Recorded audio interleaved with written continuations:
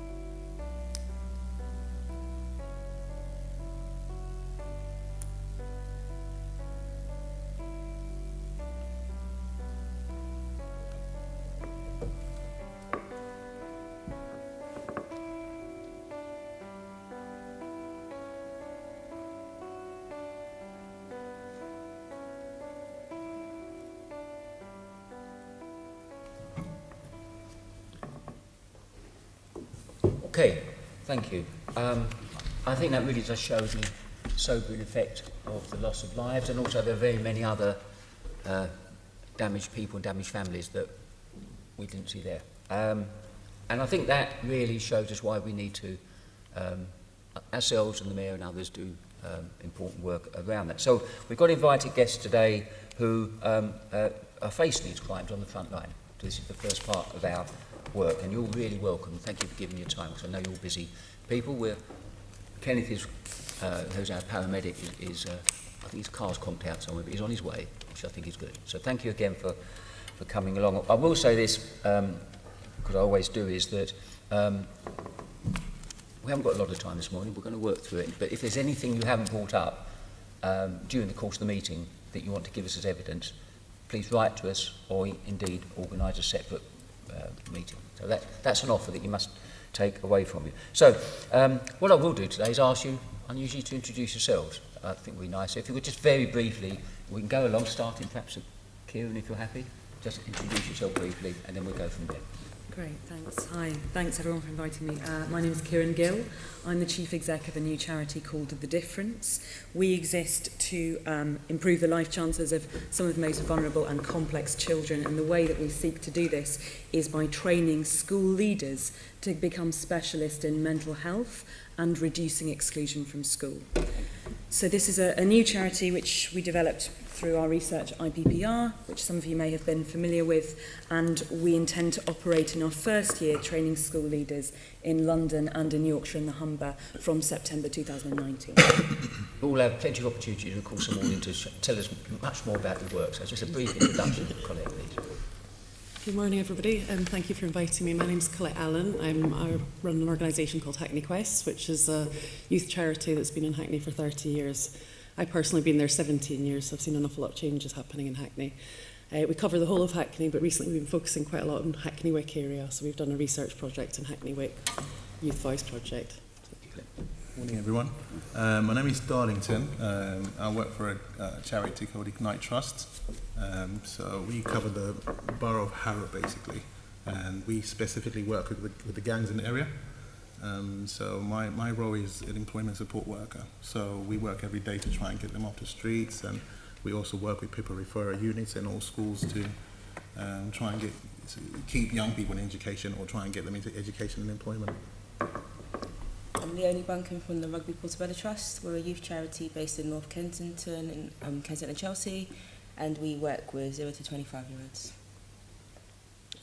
Hi, I'm Christian Aspinall. I'm from Lambeth Council. I'm our strategic lead for crime and disorder, and I'm leading on the implementation of a public health approach to tackling youth violence in Lambeth. Good morning, I'm Kevin Southworth, the head of Trident in the Metropolitan Police Service. I'm Jack Rowlands, Inspector in the Metropolitan Police and Programme Lead of DIVERT. Thank you very much. This morning is about evidence gathering for our work, which I think is important. How we've positioned it is we've got 5 sections where there'll be a statement presented to you. And really we're going to be asking you about your comments around that statement. Do you believe it to be true from experiences, and would you like to speak to it and give us evidence around that particular subject? And I think 1 or 2 of you have been asked to comment specifically on it, but clearly if others want to speak, please do within time constraints. So I'll take the first subject, as it were, and I'll make the statement. The severity and spread across London, not just the volume of violence, has increased. So it's not just the fact that it's the volume, but the severity of the violence and also the spread across London has increased. So that's a statement, may or may not be true, you may or may not agree with it, so that's what we want to hear about really. So I think, Darlington, you were going to comment on that. Yeah, please. Good, please do. I totally agree with that. You know, I can only speak for the borough that I work in, and it's some cases are not even recorded with the violence and severity of the crime and gang activity that we are having to deal with every single day, really. I do have a few questions about why it's increased so much, and some of those are the challenging thing that we have is there's so many organisations that are trying to work towards getting these young people off the streets and sort of like paving a better future for them. But at the same time, we're seeing a decrease in police presence on the streets, and there's so much funding being cut from organisations like us, and it's just a struggle, really. So on one end, we are working towards trying to contribute in the decrease in this violence and the severity of it, but at the same time it's almost like we feel like we're being fought against because there's less and less police on the streets. There's so much funding that's been cut. An example of this is 3 years ago we were receiving about 97,000 from the council, from our local council. It's gone down to £1,500 now. So that money was really important to us because that opened up our doors to these young people. So we opened up the doors for them to come in. So we involved in boxing and also different sports, engaging them on a one-to-one. When they come into our building, they spend less time on the streets. So this is the challenge that we have, you know, around these issues, and it's more that those questions I'm raising, really, to be honest. You mentioned the Borough. Harrow. You're in Harrow. I mean, the question that and I accept that, and we've taken that. But what we're interested in at this particular point is about the severity and spread. So we're told, and the figures that we've got do bear that out, is that clearly there is a handful of core boroughs, shall we say, where there's gang and serious violence. But the information we're getting, which is quite new, is that this is spreading to other parts of London that is unprecedented. Would colleagues like to, do colleagues' experiences bear that out? Leonie? It's almost a normalisation of violence with young people now. Right. It is as though they respond in a way that they think is normal because they see it. So it has become normalised to, rather than have a conversation or an argument or maybe even a fight, you're going to resort to something that is a little bit more extreme. Okay. So, and also you're talking about high levels of violence. So colleagues would agree that there is a spread, and others can come in, but also the normalisation of the severity of violence, I think, is the point you're making. So going back to those core areas, and I know colleagues do work in those core areas, you're seeing a normalisation of severe violence in those core areas that you work in. Would you like to comment? I'd say, I mean, young people now are carrying knives who aren't necessarily involved in gang life. They're carrying them because they're scared. Mm-hmm. So, you know, as Leonie said, if an argument that they would have had about perhaps like two lads arguing about a girl goes from turning it like what would have been a fight into a stabbing, because they're carrying a knife, and they're, you know, and also the fact that quite a lot of them, you know, are smoking skunk, so they're not thinking straight. They'll have a silly argument, they'll have a fight with each other. I've been involved in quite a lot of those situations and stopping them actually killing each other when they were friends. You know, and actually, you know, that is the severity is, and I think it's the media as well. You know, the YouTube videos that they watch. You know, young people who aren't involved in that life are watching these and aspiring to be like that. You know, the fact that the YouTube videos get left on for months and have millions of views, and glamorising that kind of life, and even young people who aren't involved in it still have that aspiration to be like that because of maybe a lack of hope within their own community, or they're not sure how to get out of this kind of life or off their estate, or, you know, so I think it comes down to lack of aspiration, really. Kevin? To build on Colette's point there, if I may, and support it, in that certainly from the Met Police perspective, Trident, my command, about 2 years ago, we had the lead for knife crime for the city on the basis that about 45% of knife injury violence under the age of 25 at that point was deemed to be definitively gang related. And I think we would have accepted that figure at the time, and accepted also maybe some variance in how crimes are flagged, and perhaps a higher or lower figure on any given day. But roughly it was accepted as being about that right.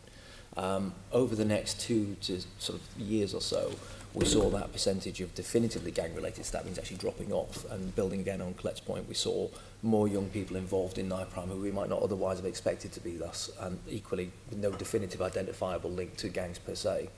And as a consequence, within the Met, we actually changed the lead for knife crime away from Trident to colleagues in territorial policing, who of course have that local reach into all the borough areas to do the schools engagement, the community engagement, which we knew was essential to get that younger cohort of knife carrier hopefully away from a life of knife and potentially later gang violence. So we're certainly not saying for a second that it's not all gang related. There are still significant elements that are, absolutely, and require concentration, because we see high levels of violence and gang related stabbings in particular.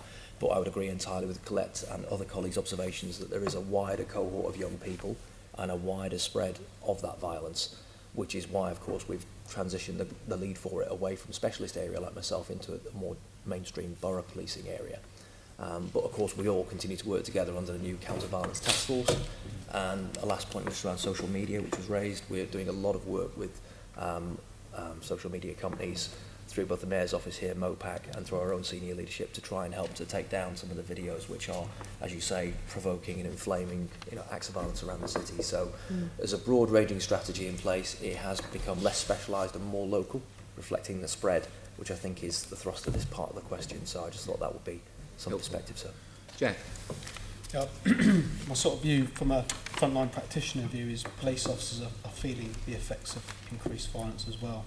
And my worry, I'm mindful of the effects not only does it have on them, but also their capability to be resilient. And I think the overriding picture from officers is that they're seeing it from all different angles in terms of the nature of the violence.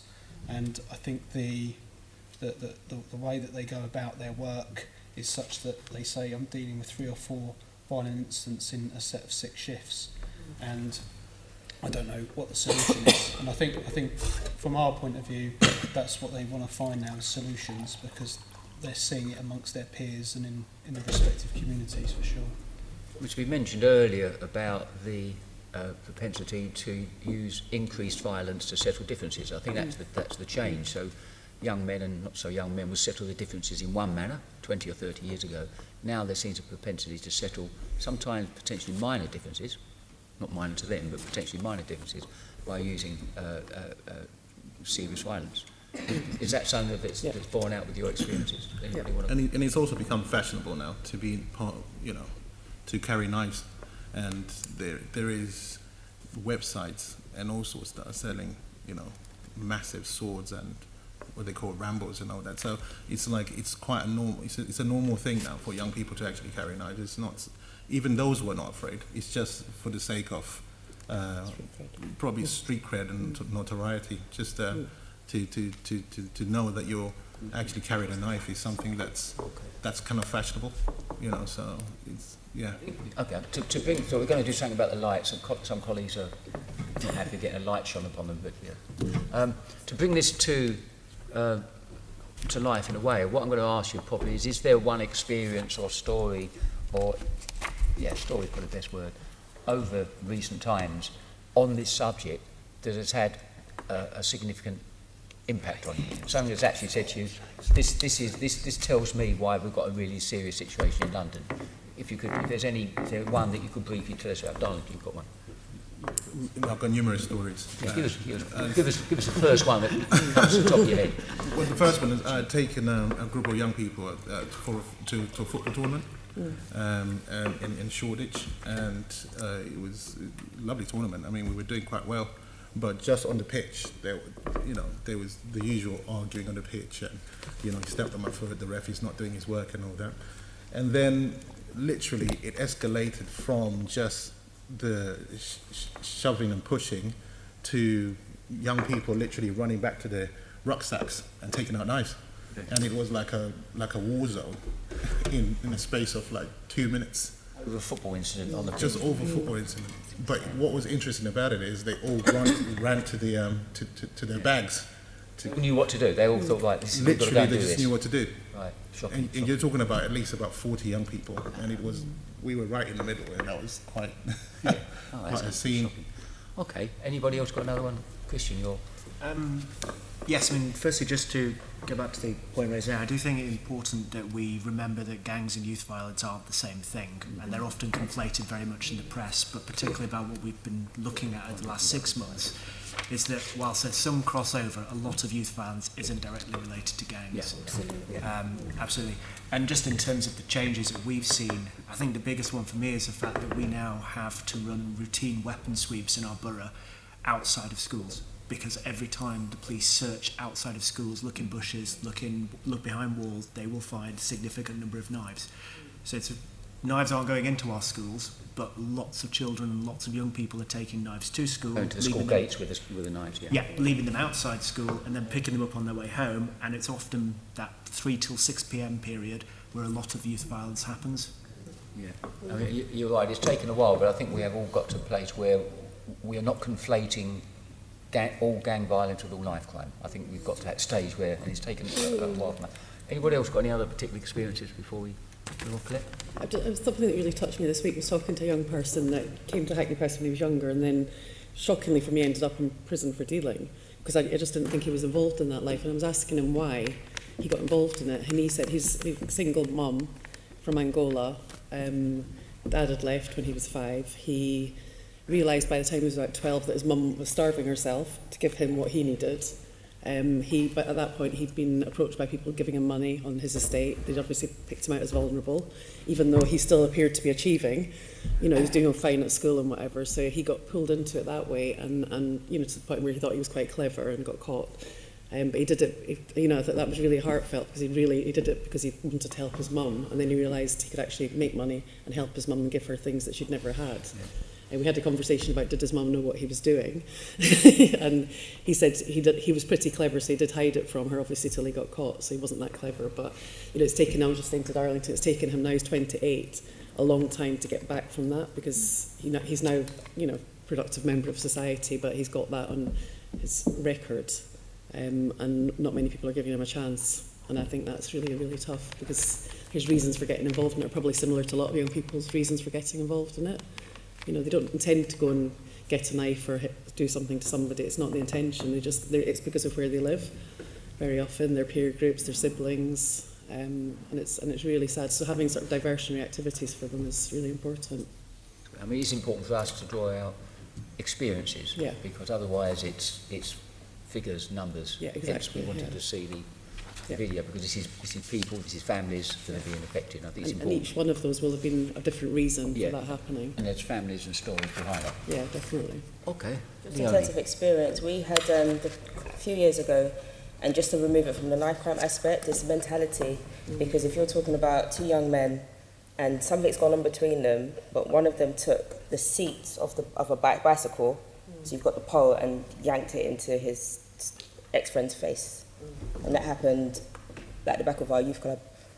So it's mentality. We've got weapons, and sometimes it is whatever they can get their hands on, literally. So it's about changing the mentality of young people and getting them to understand that conflict does happen, but you need to find a positive way to channel that and change the mindset of people. What age were we talking about with this? They were late teens. Late teens. They was in their late teens, but it was within seconds, and there was adults present as well. So there's a lack of fear as well. There's no sense of I don't really care who's around, or the police are here. Or for some of them, the mind is focused on, I'm going to do as much damage as I can with whatever I can get hold of. Consequences and implications aren't even in their heads. They're just. And then it turns into, I need to get revenge, because now, before you may get into a fight and it's all right, we've had a fight. Now it's, I have to get you back, and that's mandatory. I can echo that though, because police officers are dealing with young people or people in general involved in violence. They're present at the scene dealing with it, and then something else happens as they're there. And what's shocking police officers is they're saying they just look beyond us. You know, it's sort of like we had no real sort of position. And I think I can echo what you're saying there, and it phases us, because we're like, they're just seeing beyond the uniform. So this is moving into the kind of reasons that people get involved in violence. And I think we really have to acknowledge that those are, well, I would summarise them as about challenges in recognising emotions and being able to regulate your emotions. They have an origin in mental health, in early year child development. We've got a whole section about reasons. Great, sure, but I just want to, I do want to flag that, because actually I think that's really important. Right. It's not as much about a mentality, it's even more macro than that.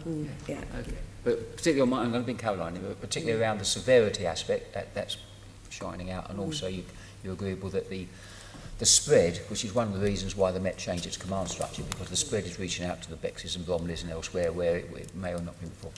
Right, that's me. Caroline. I just wanted to pick up, because inevitably our discussion focuses on young people, but I think it's only about half are under 25 from memory. The other half are older. So is it right that we focus on the younger people, or is it this is a general issue across society? It starts in youth.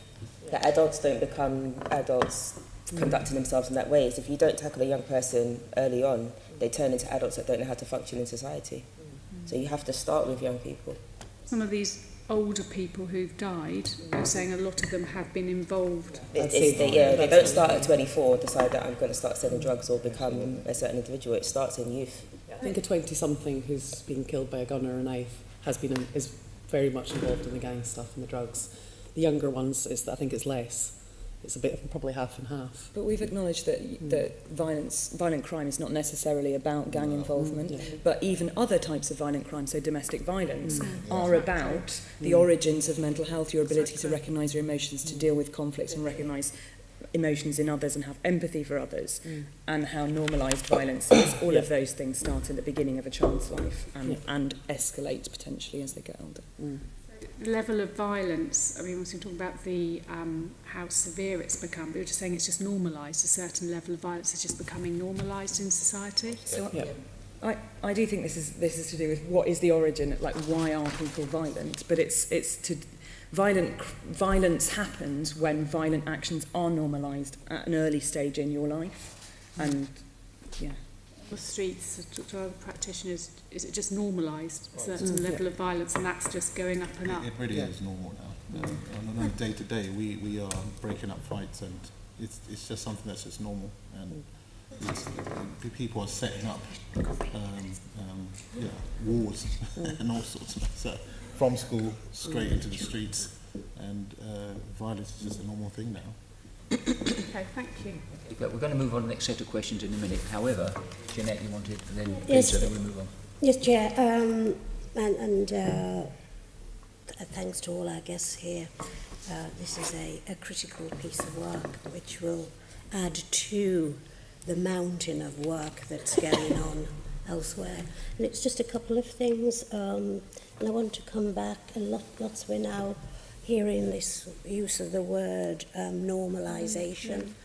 Now, it may be relevant to your location, and I would just ask the guests to actually be a little bit more specific about the use of that word, because I spent a great deal of my time in Hackney, and it is not normal there for young people of Hackney to be walking around with a backpack with a knife. We have no evidence of that. We have situations that occur that bring that out. And you know, in terms of people talking about young people in the life, I wonder if you would then expand on these statements, because your statements and the experience you're bringing to this report, I think we don't, I wouldn't want us to be confirming of prejudices or actually not help us to move on. So that's what I just wanted to say. And Colette, I think you used both statements, and I respect the fact that your organisation's been in Hackney for 30 years, so therefore you will know that Hackney's face similar challenges, and I say similar in terms of numbers, in terms of intensity, and there were less police officers there at the time, but we were able to respond to it. I agree with you. I think I was just thinking there, I mean, I've worked with young people, amazing. I love young people, passionate about them. I think most young people aren't involved in this kind of life at all. So say at any given time we're working with 200 young people in a positive youth engagement programme, we do mentoring, lots of positive work with them, we take them abroad and do all sorts of great stuff with them. Of those 200, I'd say at any given time, we run youth clubs on estates and all over the place, 20 are probably involved in something that's not positive for them. 180 are involved with really good things, really good activities, doing fine in school. Those 20 that are involved in you know, they're the ones that we quite often have to break up fights with. We know they are carrying, we know they've got their backpacks, we know they're in and out quite often. They are, I'd say all 20 of them have been excluded from school. So that's the issue for me. It's the fact that they get excluded from school for very little reasons quite often, quite young. Then they're out on the streets, then they're getting pulled into it. And that's one of my biggest issues with Hackney particularly. I don't know about the other boroughs, that most of the schools are academies now. They're really, really, really strict. They can build up a certain amount of behavioural issues, and then they're excluded or they're managed moved out of the borough, so they don't come up in their figures as an exclusion, because obviously they need to get the good results, but they come out, the young people are rejected at 11, sent to another school in another borough. Don't do very well there because we've got no support networks. And then they're permanently excluded, and then they're in and out of different PRUs. And I think that those are the ones that I see are involved in the youth violence, because with them they've not got that stability of somewhere to go and people that believe in them. Then obviously with that we do a lot of work with parents on exclusion. So the feeling then from the parents is that their children are bad, they're naughty, so there's a breakdown at home. The young people feel rejected at home as well. So there's a whole sort of pattern that starts to emerge here, where you can start to see from an 11 or a 12-year-old who's being excluded, 2 years on, they're probably going to be involved in something that's going to be really negative for them, for their family, for their peers, for their siblings even, where they may not have got involved in that previously. But the majority of young people, I absolutely believe, are not involved in that and are fantastic. So, Thank you. That adds the richness, I think, about your specific engagement that I think is required. Peter, do you want to? Can I ask you, Darlington, actually? We're talking about the increase in violent crime, and you said absolutely you agreed. There is the increase, but there's also the severity, isn't there? And I wonder whether you could throw any light on, because purely anecdotally, one's hearing that the actual violence that's been carried out is of a quite different order to maybe the knife crime we would have been talking about, say, 10, 15 years ago. Would you say that's correct? Or? I think there definitely is this severe violence that's it's evident on the streets, mainly so because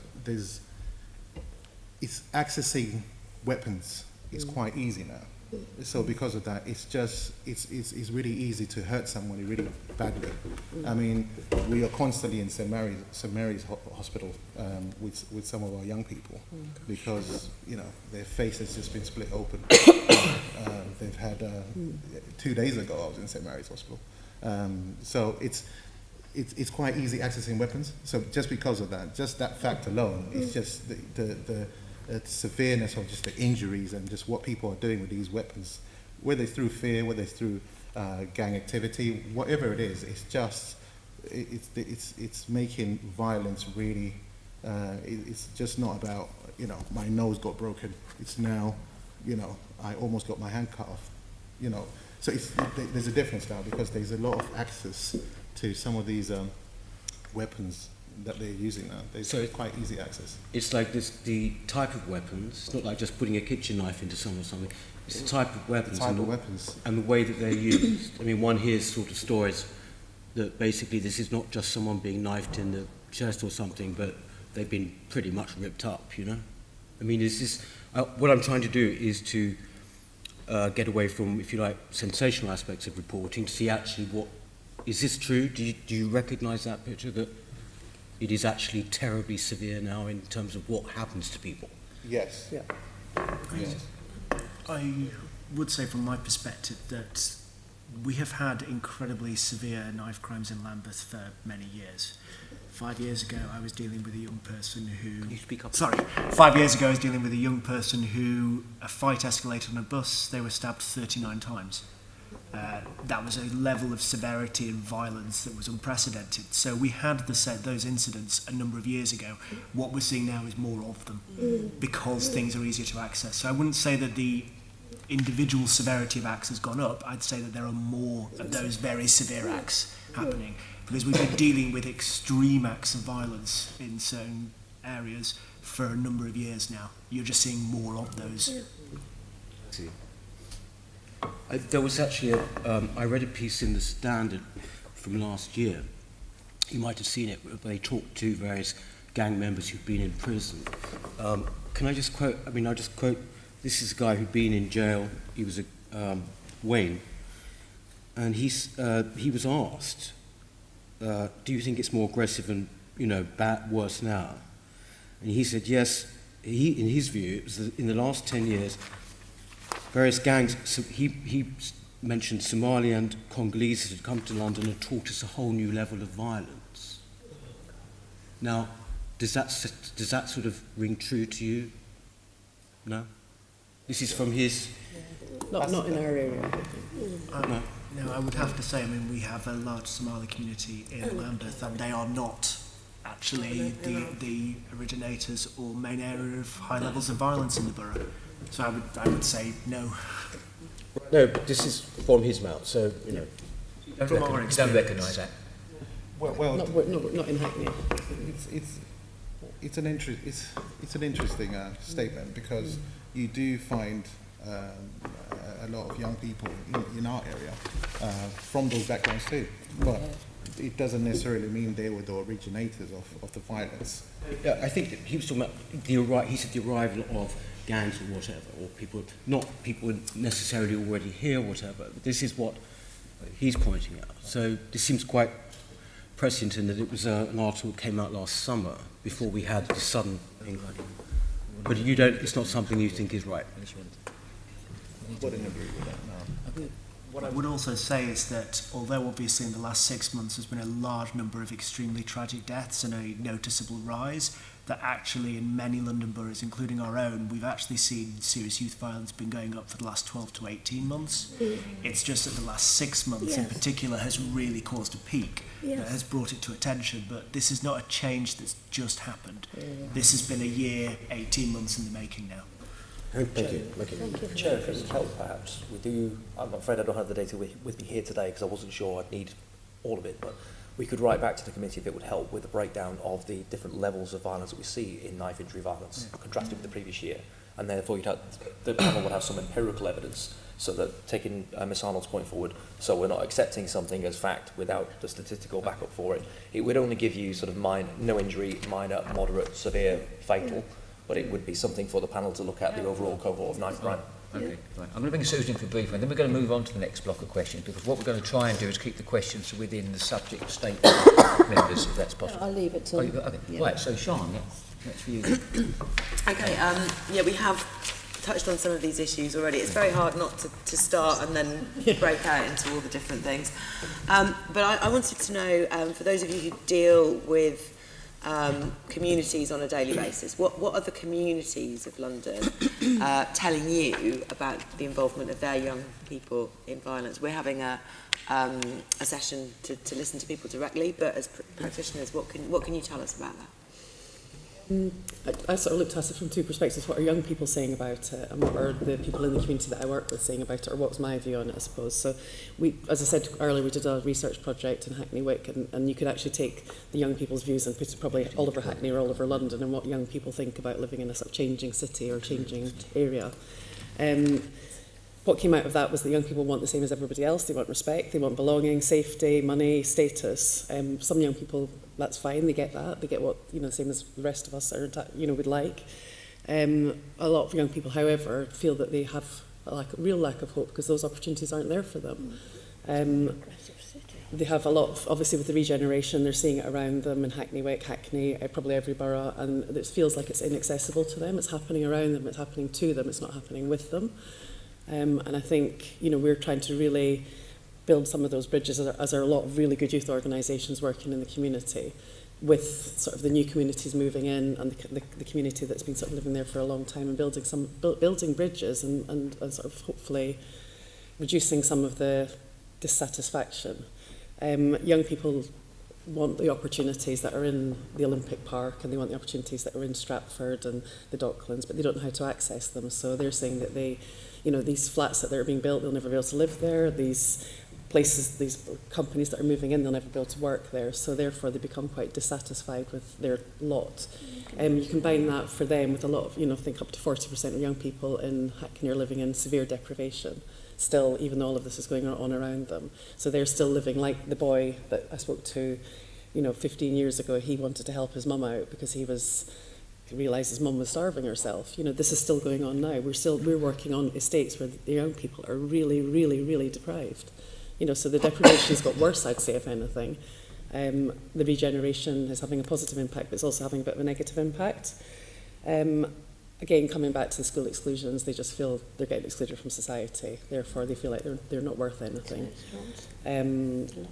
So the school exclusion, for me personally, is a massive issue. And the fact that quite often they're stereotyped as just a certain type. They wear a tracksuit, they're in a gang, they're not in a gang, but very few of them are. So that's the young people's views, and I can send out the report because it's really current. I think the Mayor of Hackney actually launched it recently, and the Hackney Council are going to respond to it because it was actually seen as excellent recommendations for the whole of Hackney, not just Hackney Wick area. What the community are saying, lots, as you can imagine. I seem to have suddenly been involved with lots of these different meetings with the police and everything. We had a recent meeting with Leroy Logan, and it brought lots of organisations in Hackney together. I think the community with the death of Roshan Charles are feeling really negative about the police at the moment. I think a lot of that, and I do see that what you were saying exactly, like the police are dealing with so much now. You know, the society is changing. The police are, you know, working their best, but actually, what happened, it's almost taken us back to Stephen Lawrence and how the community felt then about the police, and there's a sense of unfairness, particularly around the young black men and their views on the way they stop and search, all of that kind of thing. So I think that does have a big impact, the fact that young people are not feeling supported, they're not feeling safe, they're not feeling protected, they're feeling kind of attacked by the police quite often, or, you know, with the stop and search particularly, there's very negative views on that.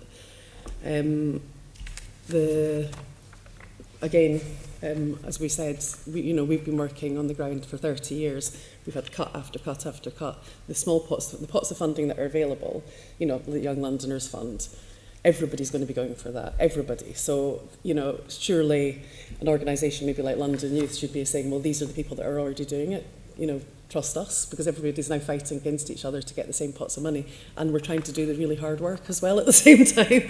So I'm in a position now where I'm thinking I'm going to have to get rid of staff because we've got not enough money to pay them, and it's just ridiculous because we're doing really important work. And so are every organisation in every borough who've been there a long time. So that's the pressure that we're working under, you know, maybe not feeling valued as organisations. The mental health in young people also is seen as a massive issue. The pressure they're under from a young age, the issues they're dealing with, going to academy secondary schools very often, not having a chance to be themselves, not having a chance to be individuals, but having to conform to being a certain type of person. So obviously working with some of the schools, there is an awareness of cultural diversity in some of the teaching staff. You know, they're scared of some of the young people, so what they see as a certain kind of behaviour, they might see as aggressive, and it's not aggressive, it's just normal behaviour. So these young people are again being excluded from the school and excluded from society, and I think that's what we're seeing. The pocket of young people who are involved in this are being excluded. They've got maybe issues from home from young age, family breakdown, but almost it's like the final straw for them is the exclusion. You know, the moving out of the borough, you know, the lack of support that they're getting in that, you know, the cutting in services that are available to them and their families. So I think that's probably what the community are saying. Thank you. That's a huge list of pressures on the community as a whole that you're describing there. And they fall out more severely onto the young people, or the young people's services that might mitigate against that. One of my young people who was involved in this research project, she was, you know, fairly average, high-achieving young person. And the thing that we did at the Mayor's office, she failed her English GCSE because she was part of the new system. And she wasn't a young person that should have failed English GCSE. She should have passed it. If she'd done it the year before, she would have passed it. And she actually said we were in school and the teachers didn't know what they were doing, and they were so stressed, and we were all really stressed, and nobody knew what they were doing. So half of us have failed our English now because nobody knew what they were doing. She said, and they didn't have time to ask us how we were feeling about, you know, so she recognised the teachers were under pressure, but that was putting all the pupils under pressure, and I think, you know, and then the pupils feel like a failure, you know, again, so it's almost like they're being set up to fail at many levels. And then not having opportunities when they're 16 or 17 to get to link into those opportunities that should be out there for them, but maybe aren't coming to them. So I think there's multi-layers to it all. Can I say that? Leonie, you were going to give us some... No, I definitely agree with all of what you've just said. The prevention stuff is where the money always gets cut from, but actually you'll save yourself money on the other end if you're actually working. I had a conversation with our local community support officer a couple of months ago, and he came in to let us know that he wouldn't be able to do the stuff that he's doing, and he's effectively made himself a community youth worker. So he set up his football teams and he's eradicated certain drug dealing going around football pitches where he's working. And I was getting ready to start making noise because actually you can't stop him doing his work if he's stopping the serious stuff from happening. But fortunately, I think his borough commander thought about it and realised actually we do need this, so it's being maintained. You have parents that got children that are involved in this stuff and they don't know where to go. Because actually if you then say, I've got a problem with my child, it's do I then get sanctioned by social services? Am I going to get my child arrested, affected by the police? So there needs to be some kind of support system with it that's in schools or other organisations that can help parents who have got this issue. Because that's probably the hardest thing as a mother, you know, your child's involved in something. For some parents, they know they need the money because they need to pay their bills. Some people want to live a nice lifestyle, but for others, it is literally, I don't know what to do. So it's, yeah. Is there any insight so far from Lambeth on this? Because you're starting to take the more public health approach to the wider community issues. Yes, I mean, it's been fascinating to me the fact that the community is so keen on the public health approach. In some ways, they're more informed than we are, and that is part of how you do that. I think it is fair to say that our communities feel that there is a lack of opportunity for young people, and that there is a lack of alternatives that leaves them in these vulnerable states where, let's be frank, some of these people are being exploited. You know, we particularly see that with the county lines, which I'll talk about a bit later, but this is not a lot of the time this is young people being used by older people, and that's the entryway into violence and the entryway into gangs and the entryway into drug markets. And our communities are very well aware of that. So if I've got this right, I mean, we talked about two different things there, haven't we? There's the police have said only a small amount of the violence is organised gangs, and yet the young people left vulnerable are vulnerable to exploitation by those organised gangs. And then on the other hand, we've got the non-organised violence, which comes, as far as I can tell from what you said, Colette and Darlington, from stress on the community, the sort of, and you, Kieran, as well, the mental health side of things, where people are under a lot of pressure and the violence sort of bubbles out in non-organised ways. And those are two different things, is that?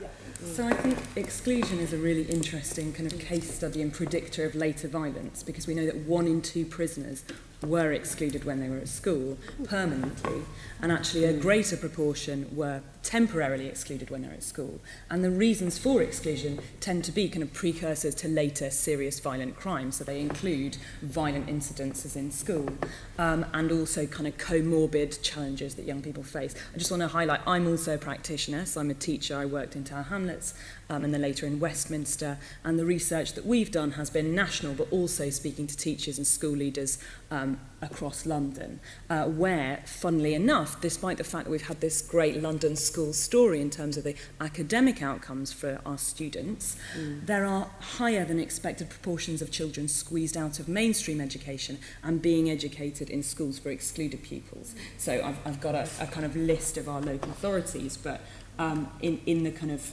the top 20 where there are high proportions of children not in mainstream school, those include Islington, they include Barking and Dagenham, Hammersmith and Fulham, Haringey, Tower Hamlets.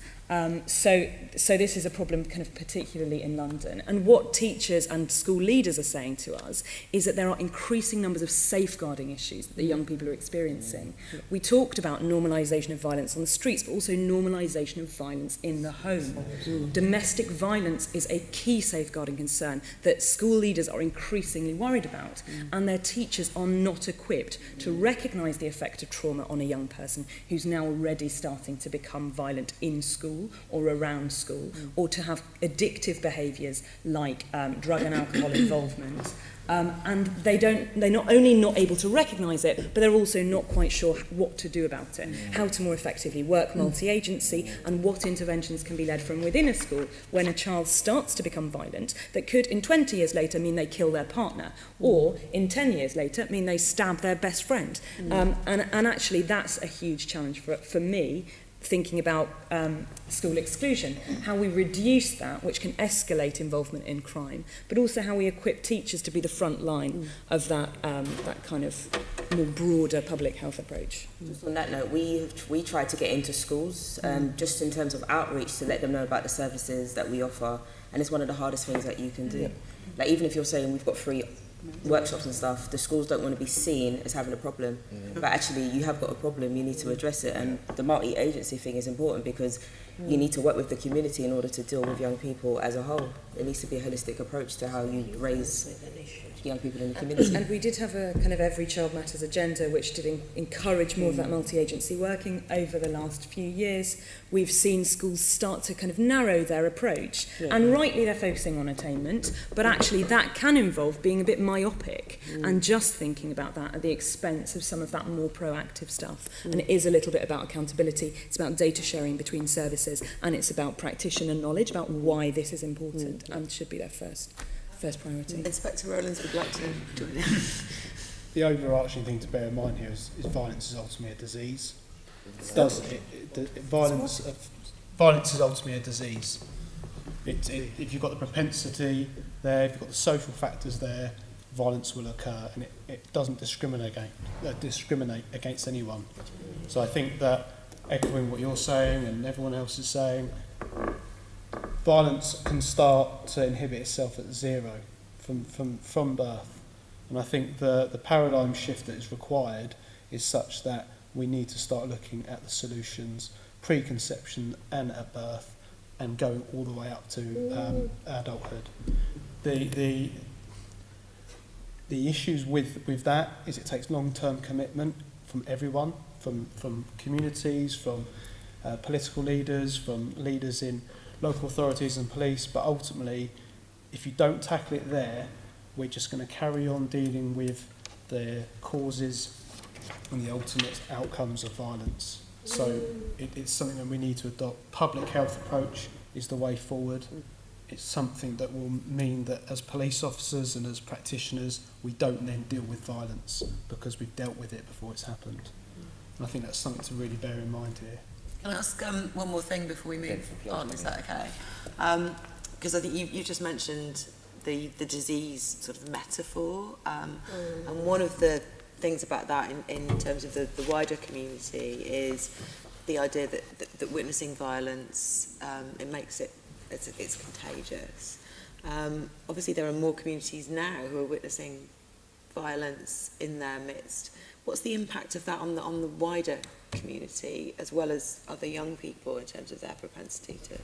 I think it's just there's a lot of fear in my community, definitely, and business owners and shopkeepers and parents, elderly people. They're just scared to walk in the streets, and it's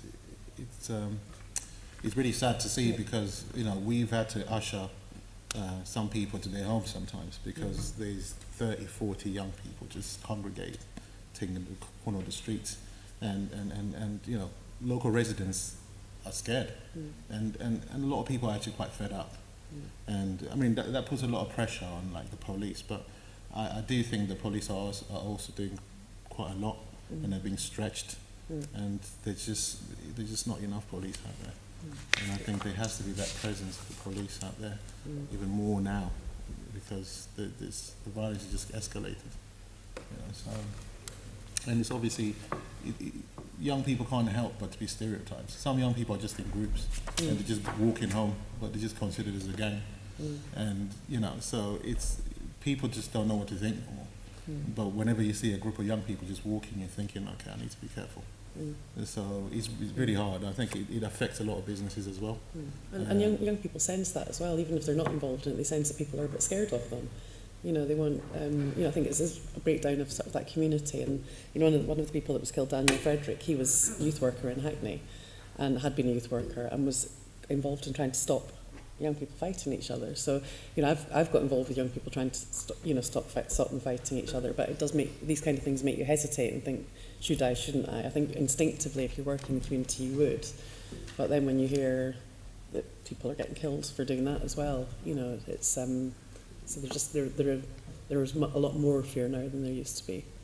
Saying that the people in the wider community are more worried to engage with young people. Yeah, exactly. And go up and speak to them, or just generally in shops. And the organisations that can break down that fear are the local ones. They're not the statutory services. They're not embedded in the community in the way that local organisations are. So we do projects on estates where we do community days with young people and older people. We get the young people serving the older people, getting them to helping them to know each other. And lots of people do that kind of thing.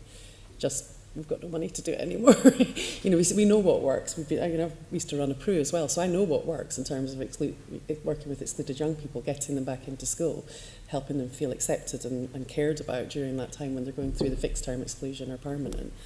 But there aren't enough services like that anymore. You know, they've been centralised into one big super PRUs, which I would imagine is the same in most boroughs, and so every young person gets sent to the same place. Then they meet others, and then they're hardly attending. Yeah. If I may, just to contribute, the earlier categorisation you did, was quite clear around, the non-gang violence, if you like, chaotic, if you want to call it that, and gang-related. I think a couple of colleagues have already mentioned it. It's worth us putting it on the table as part of this discussion. Is the cross-cutting and very severely aggravating factor of drug supply, which, of course, in that Venn diagram, if you like, of chaotic versus gang, there should also be a third circle, which is drug, which will have significant overlap. The last murder scene I stood on was arguably all three. In the next section, if that's okay. Of course, but it's worth... They all do. There's a big Venn diagram. Absolutely. Very significant factor. Does anyone else want to comment finally on the community or the impact on young people of feeling like the rest of the community is scared of them? That must be awful. Just to comment on the community aspects and linking you through to the public health, one of the key points around a public health approach is that the community itself has a role and a leadership role in tackling this, and that's about community resilience. To carry on with the metaphor, it's about basically vaccinating communities against violence. The wider community has a role to play around this. That's why we see that violence doesn't occur in all of our communities.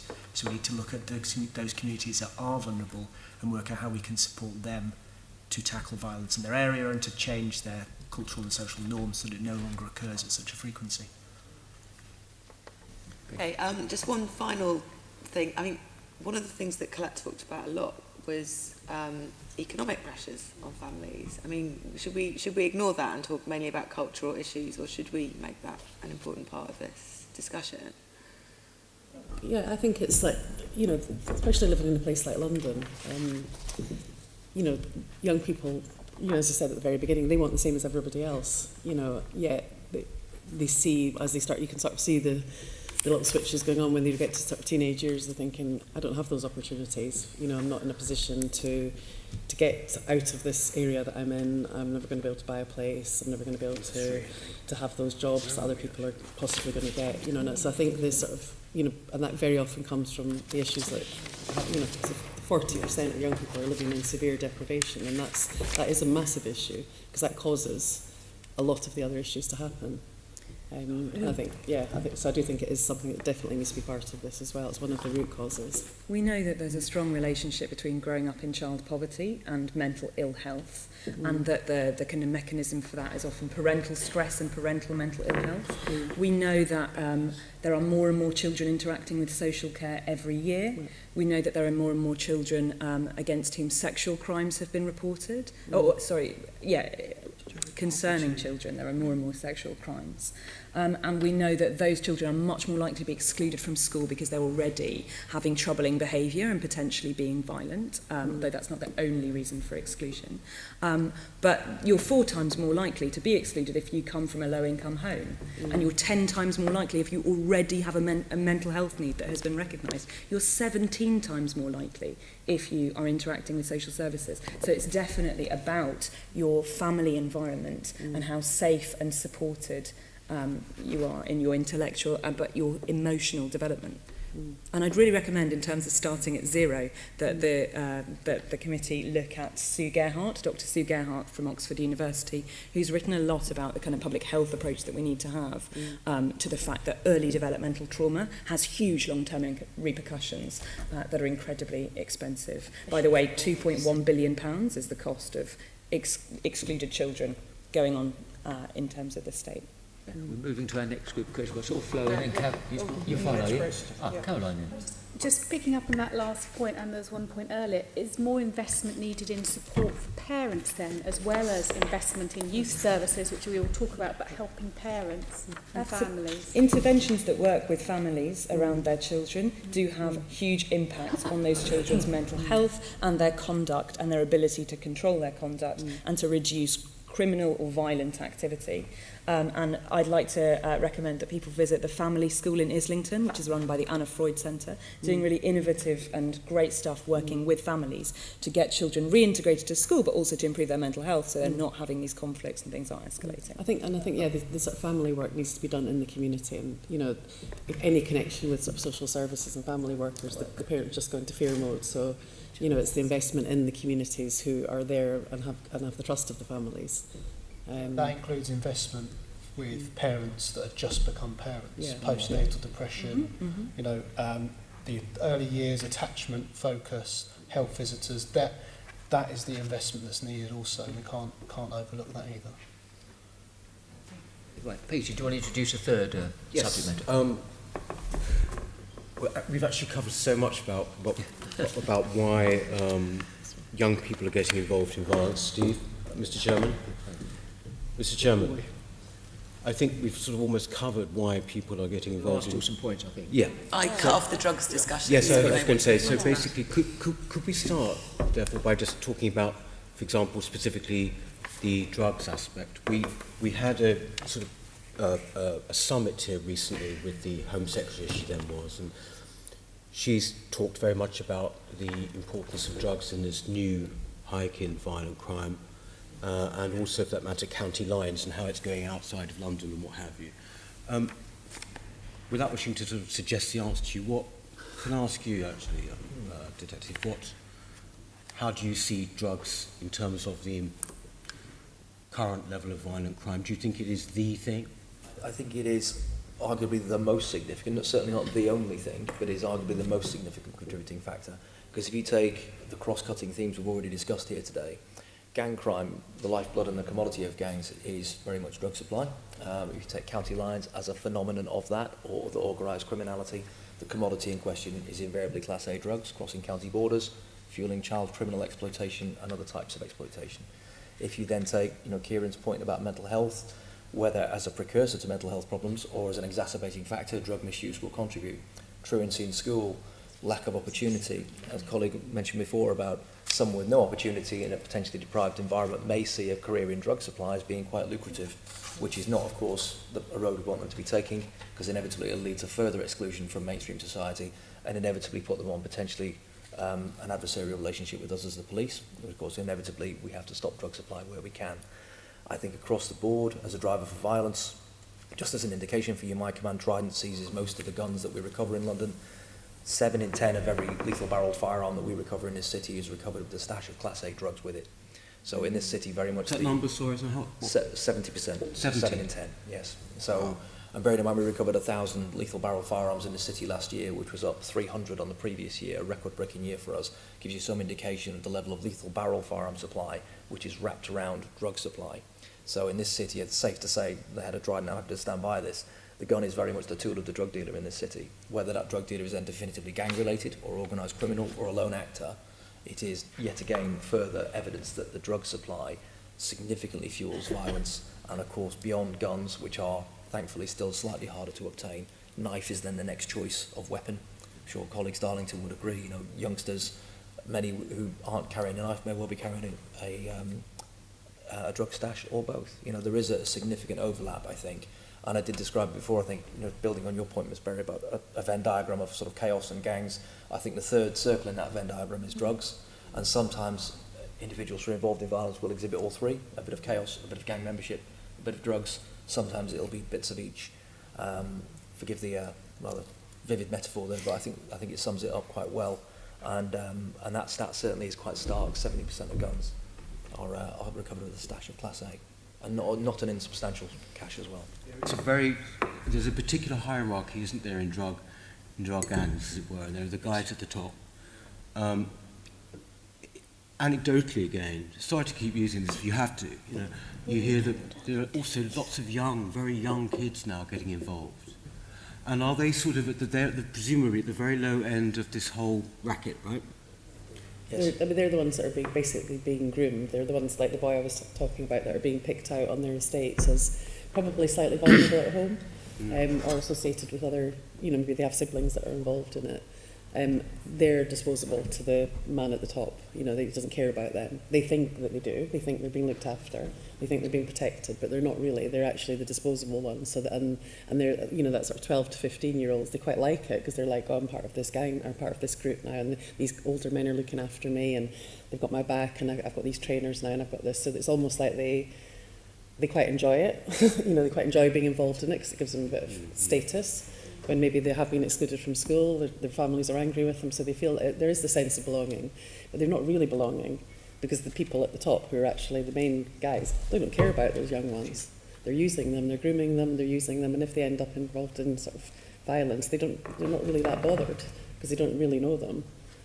So there are lots of levels to it, aren't there? You know, there's sort of, you know, I know in sort of the London Fields, Hackney area, there was a lot of the top ones got picked off and they're in prison or dead now. But then it's the next level down that sort of take it over. So they're the 18, 19, 20-year-olds. And then, you know, then they start to use the younger ones and pull in more younger ones. So it's this kind of, it's just this constant cycle of, you know, I'm sure it's really frustrating for you guys because one group go, you pick them all up, and then the next group come up. It's very much worth just adding for everyone's reassurance, because not everyone may be aware. We have recently brought our first charges under the Modern Slavery Act for young people who've been groomed into supporting county lines activity, reflecting that transition. So, and a lot of work has been done around vulnerability and safeguarding around those youngsters involved in county lines activity, but also in local drug supply, to make sure that we not decriminalise, but that we don't criminalise young people who have perhaps been exploited themselves and are victims of circumstance. There is, of course, a line there at some point where someone makes a conscious choice to be involved, and of course it's not a licence for every young person to simply say, well, I'm a victim of my circumstance, ergo I became a drug dealer. And of course, past the point, a court will make a decision and the CPS will make a decision as to how much criminal intent an individual had. But yes, from our point of view, we're really alive to the fact that there are young people who are drawn into this life through no choice of their own, and we need to be extricating them from that through multi-agency work and through prosecuting the gang masters, if you like, whether they're gangs with a capital G or gangs with a little g, who might be running those county lines and other drug supply avenues. But yes, at the higher end of the spectrum, then of course there are very serious organised criminal groups who import, who manufacture, who traffic, and who are often wrapped around with the guns that I talked about earlier. So if we accept that you know, the drug trade is a huge part of this, which I think we do, in a way, haven't we got to look at this the other way around? I mean, as people all on the front line, what would you love to see when it comes to actually the drug trade? I mean, if this is actually propping up hierarchies of violence, what would, I mean, some people have gone as far as saying, oh, we should just legalise drugs, that would wipe it out, or whatever. You know, it's been said in this chamber, and I don't necessarily agree with that at all. But what would you like to see? What would be a material difference if on the drug aspect I'm talking about? How can you deal with this? Sorry, Darlington. I mean, I'm an employment support worker, so some of these guys that you see running some of these organisations are really good business people, good business brain, mind, and everything, and they're running organisations. I would like to see my community basically just getting involved in creating opportunities for some of these young people to actually invest some of the money that they earn back in the community, because some of them are, you know, they do have a substantial amount of money with them, but they just can't put it in the bank, they can't do whatever, so they continue that lifestyle because they just literally rely on that stack to get them through life. But in my community, there's not a lot of local businesses, to be honest, that are willing to actually engage with us to help these young people off the streets. Distract them from getting involved in this stuff, is what you're saying. Exactly. You know, so if they can actually invest some of that money that they're earning into and sort of like, you know, getting back into the system. Exactly, it will change the product. Yeah. Can I just ask as a matter of fact, you said they sometimes have a lot of money. When you get down to like 13-year-old, 14-year-olds in my side, do they actually get money out of this?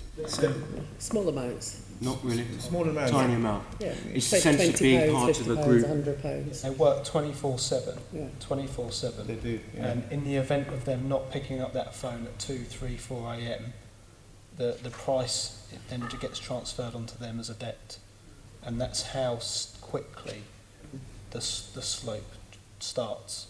And then before you know it, they're being asked to do things they don't want to do in order to pay off that debt, and that is real life, and that is how. Well, it answers the question to what we were talking about earlier. That is the reality, I think.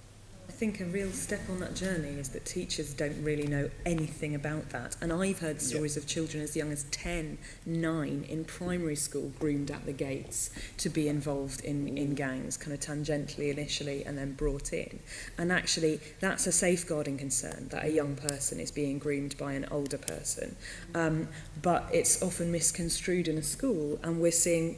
So you may or may not know that for small misdemeanors, fixed term exclusions are really common, which is where a school says, right, go home, and you might go home for a day up to a week.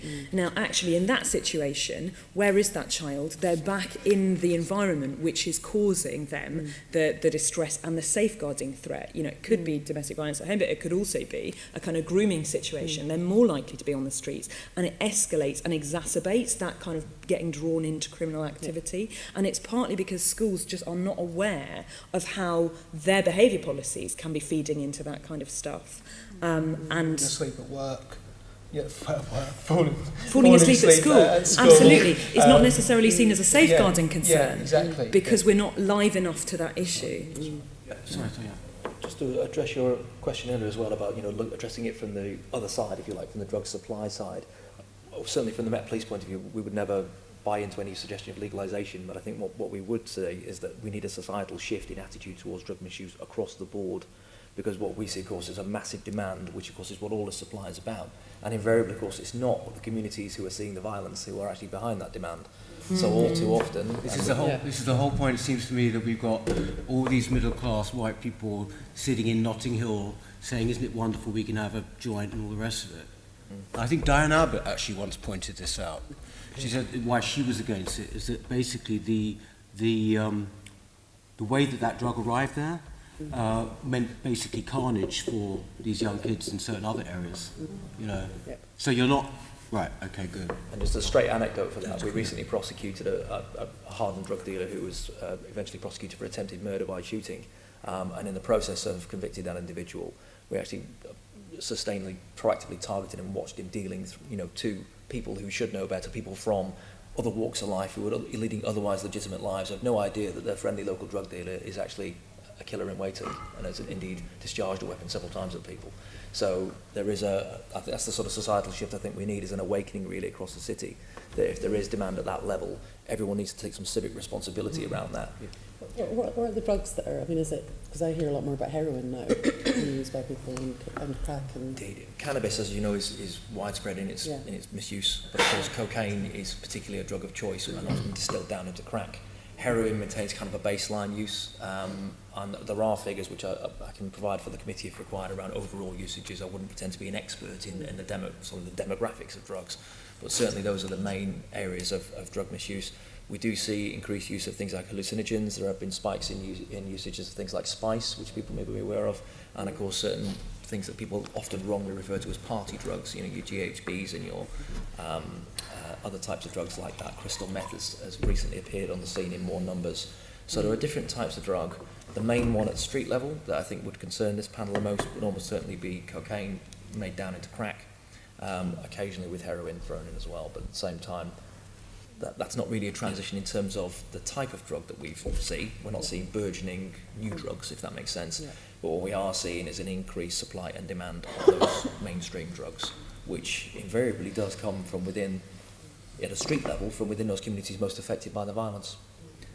So, thank you very much.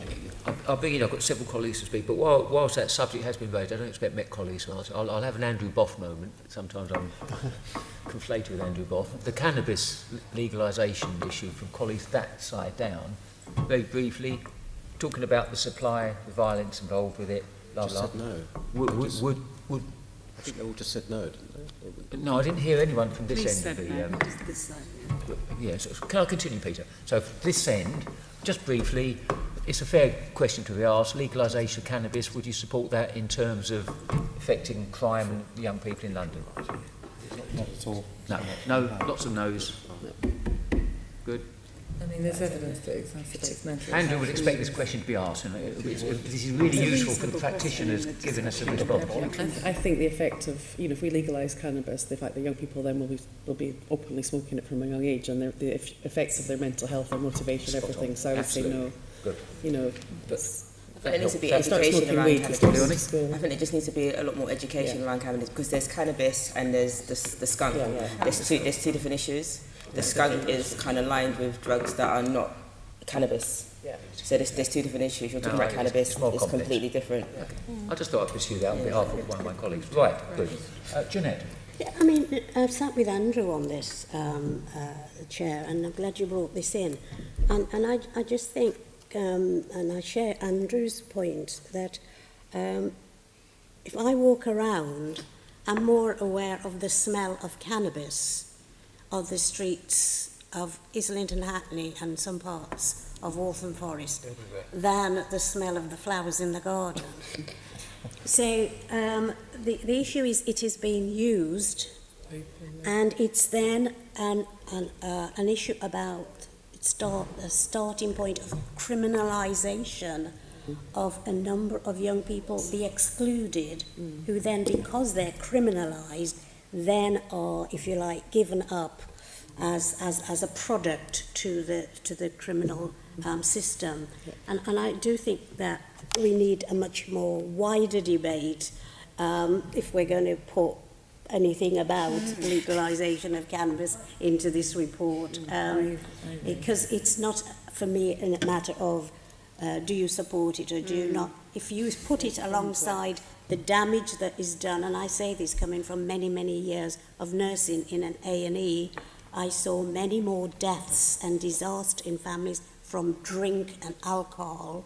And if we look at the damage that's been done to our young people now, there's many more of them dying from sclerosis in a couple of years than there are on the street. So I think it's not as simple as a yes, no. And I agree with that, and I think it's also the case that we need to think about use of all drugs, including alcohol, legal and illegal drugs, as driven by certain things, including mental ill health, and we know that they are. And prescribed drugs, Valium, cause more damage to families than anything else. But if I can just go back to DCS, it was about the county lines thing, because it seems to me that what County Lines has done in a sort of from London is to place us in the UK sort of world, because we tend to think that everything starts and finishes in London when we're looking at this. And I just wondered if you could share, is London the home of the largest grouping of organised criminals involved in, I don't know if you can speak about this, in the drug trade? Is it just, if you like, on the chain of cities that are involved? And if that is the case, can you just share with us how your organisation is working nationally, and where currently is this sort of new supply chain coming from? Because I think that would help us in our context of this business of county lines. Indeed, and I wouldn't pretend to be an expert in sort of international drug supply, but what I can sort of relate to you is what I could read and what you can probably access yourselves openly from things such as National Crime Agency reports and other sort of Home Office products. So if you think about organised crime groups addressing that, I think whilst there will be empirical data somewhere to say exactly where they're all mapped out, and there's a general acceptance, we probably have a higher number of definitive organised criminal groups here in London than we do in other major cities, just by virtue of our capital city status and our size and our demography. Other major urban centres, so Birmingham, Manchester, Liverpool, have their own organised criminal groups, and there are of course those in provincial spaces as well. But what you do tend to find from a county lines perspective is a flow of an output of Class A drugs via county lines from all the urban environments, and this has been mapped recently by the National Crime Agency working with the Met and other police forces. As a consequence, the Home Office has recently approved the creation of a National County Lines Coordination Centre, which is going to be led by a former Met colleague of mine, and there is going to be mapping and activity coordinated across the country to try and check off that supply from urban environments like London, like Birmingham, like Manchester, into non-urban environments, because we do see a spread into pretty much every county, every coastal town within the United Kingdom, which of course is a spread of misery in both directions, because it's not just the young and the vulnerable being used to transport, it's about the damage and deleterious nature of that supply in the often quite sleepy and peaceful areas where it's actually supplied, and the drug habits that it promulgates there. But then it is, of course, the reciprocal violence that we see back here in the urban environment as gangs and organised criminal groups fight over the supply lines themselves. So sometimes there's a suggestion of, why should we in London necessarily displace our resources to pursue a county line that might be delivering in Devon? Well, in fact, not only is it our youngsters who will be high-risk missing people here in London while they do that supply, which of course is a critical moral risk in itself, it's about the damage it does when they get where they're going and the supply that it delivers, but it's then about the violence that it precipitates back here in London as different gang masters fight over the supply line. And of course that then results in the very violence that we're here to talk about today at street level. I would say that county lines is one factor within the overall drug supply. We still have a significant issue with local drug supply here in our own borders, if that makes sense. So there's almost, to use a football metaphor, a home and an away game here that we need to play and win. And then, of course, the international supply is controlled by those who would be a rung up, to use your hierarchical phrase, sir, about in the organised criminal space. Generally speaking, the gangs who are controlling county lines wouldn't be the same as those who are actually facilitating the importation of those drugs from overseas, or indeed their manufacture or production here in the UK. They will generally be higher level organised criminal groups targeted by specialist crime teams within the Met and elsewhere, and by National Crime Agency partners. That's just kind of a whistle-stop tour, really, Miss Arnold, but I hope that helps. No, that's helpful. And then the follow-up is coming back local.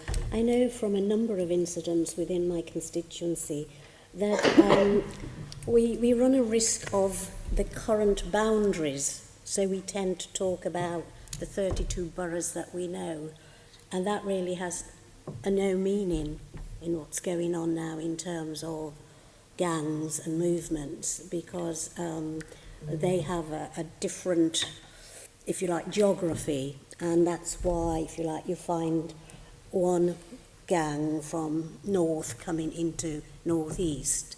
So they've moved away from whatever they used to call them, the small zones.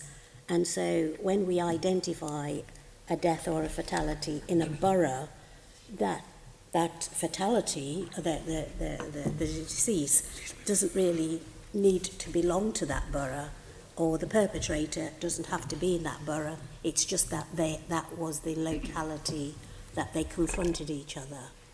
Are you finding that? Absolutely. We've sort of increasingly, as our understanding of gangs and organised criminal groups has evolved, we've recognised that they don't see their boundaries and territories in the same way that we do. Yeah. And equally, gang names, colleagues around the table, I'm sure, agree, sometimes actually applied and achieve a certain notoriety without necessarily being recognised in the same way within the communities that we're policing, and even some of the people who we think belong to those gangs. So it is more nebulous than we sometimes try to sort of not make out, but we assign it.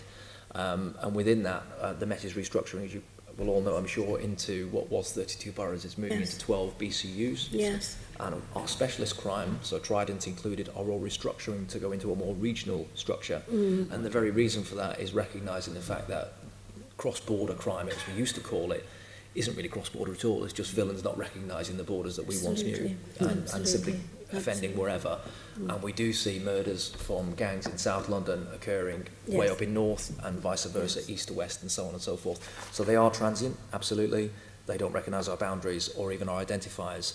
But we're changing our structures to reflect that threat and to try and manage it in a more strategic way. So we have better links from the local to the global tackle on drug crime, gang crime, organised crime, gun crime. Thank you. I do think that's an important point, actually, about the nature of gangs in London, which does differ to other areas. Now, I can obviously only speak from Lambeth, but our gangs are unbelievably fluid and chaotic. We are not talking about organised structures that exist for several years with the same name in the same place. They can change even on a weekly basis. So it's not, for example, like Glasgow, where their gangs have got 200 years of history and designated areas. In certainly our parts of London, you can have a different gang in a different area next week. So it's a very shifting picture. Yes, thank you for bringing that in. Sean, you want to come in? Okay, just a couple of things.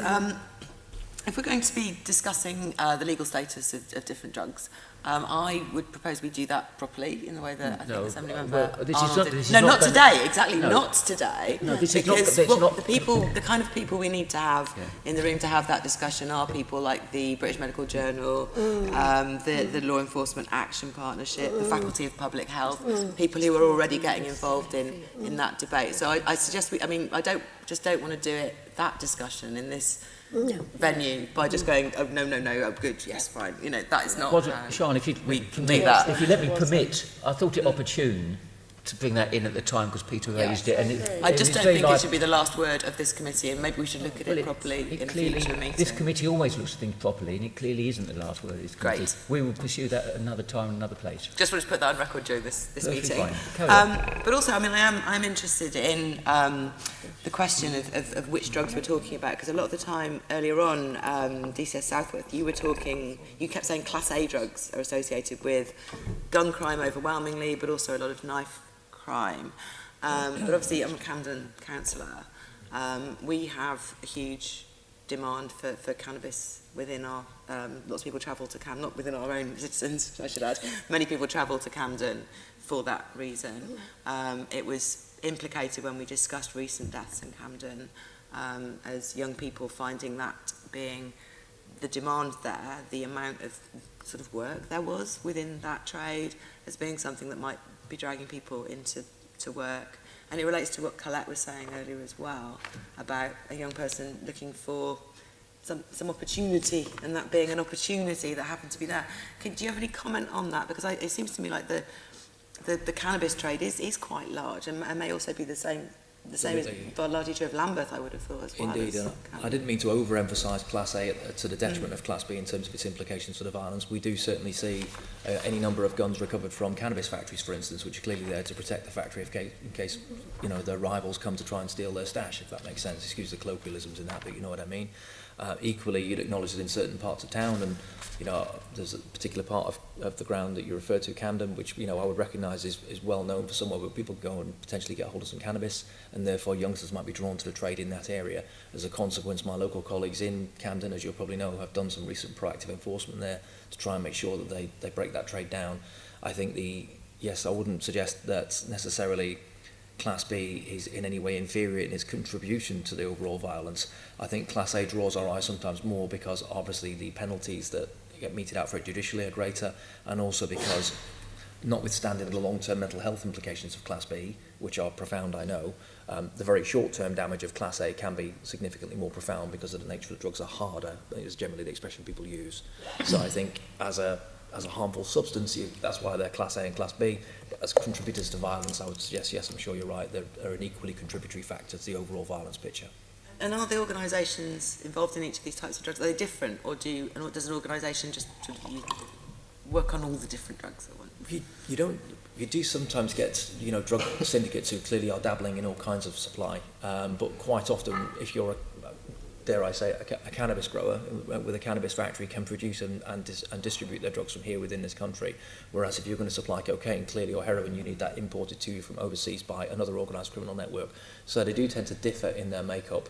And whilst you do see overlap between different types of supply with certain dealers, and I dare say they'll deliver on request if people ask them, you do tend to see drug suppliers being cannabis growers or Class A suppliers, whatever that looks like. But never to the exclusion, I'm sure, of making money if they can. Christian, did you want to add to that?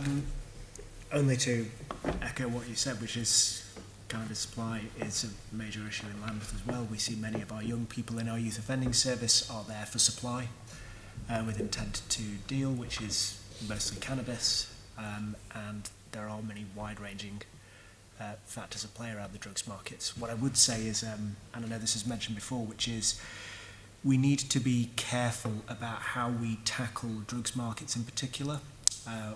A known research phenomenon is that when you take out a supply chain or when you take out a drugs market, you will actually see an increase in violence because there is a gap in the market for all intents and purposes. And one of the things that we have had issues with before is that we've become quite good at targeting the right market and taking out that market, but you then need to have wraparound support for those communities to make sure that the next generation doesn't then step in. Thank you, Chair. Chair, I've got a couple of questions, and it's really about the role of social media, which has not been addressed this morning at all. So to what extent do you think that social media contributes to this problem? I know the Commissioner has spoken about it, the Mayor of London has spoken about this. I think that for the younger ones, so there's, it's basically like Snapchat that does incite a lot of these issues. So that's where we've been talking about the two different types of youth violence. The younger ones who maybe wouldn't necessarily be involved in gang activity, we see an awful lot of violence within Snapchat stories, incidents happening, everybody knowing about it straight away, the excitement of going to get involved in an incident. We've had it outside our place, we've had it on the street. Everybody starts to turn up because of the quickness of social media. I don't know what can be done about that. It's not. YouTube is a different thing with the sort of gang videos, which definitely does incite, further violence. But the Snapchat side of things, I think for us working with all ages of young people, the sort of 11 to 14-year-olds, they're on it all the time. So any incident that's happening, loads of people turn up, and they might not necessarily even been involved in anything, but they start to get excited about the fact that something might happen, and there's a fight, and there's a stabbing. So I think Snapchat does have a massive role to play in the violence with the younger ones. And also the sort of bullying that happens around that as well, the exposure, young people their clothes being taken off, people filming them, that kind of thing, rape. That seems to happen, girls doing things to boys and it being filmed, and then sort of the repercussions of that for them. So I do think in terms of the mental health and the violence with younger ones, social media has a massive part to play in that. And I think schools aren't very equipped to recognise and deal with them. So I just wanted to that's where when I spoke about normalisation, it's a lot to do with social media, because if that's your feed and you're constantly seeing it, it just becomes normal to you. It's normal for something to happen and your phone comes out, and so that's just second nature to them. So that has been a massive contribution to, this is our daily lives. It's normal for them to see these things through media, through film, especially through social media. I think if I could bring you in, and then if I could come to the police. A good example of that is a few months ago, a really well-known DJ started posting videos of different gangs in his house. I'm sure you've heard about it. And that in the area where we are working, it literally just made the violence just escalate, and we saw young people getting stabbed left, right, and centre, and life-threatening injuries, and some, one or two died because of that, because of just a well-known DJ hosting these gangs in his house and having these sessions, and obviously publishing all that on YouTube. And it seemed like no one was talking about it. No one wanted to take him off YouTube. So it's quite interesting. Sorry, before I bring you in, Kevin, Christian, can you come in? Because I want to get a specific police perspective, especially with regard to the companies that run these different outlets. I think there are two main issues around social media. One is a causal factor, which is things like YouTube videos, where we absolutely see that the videos that are put up and the way that YouTube is used by gangs and by certain young people can actually cause violence to occur, particularly around retribution.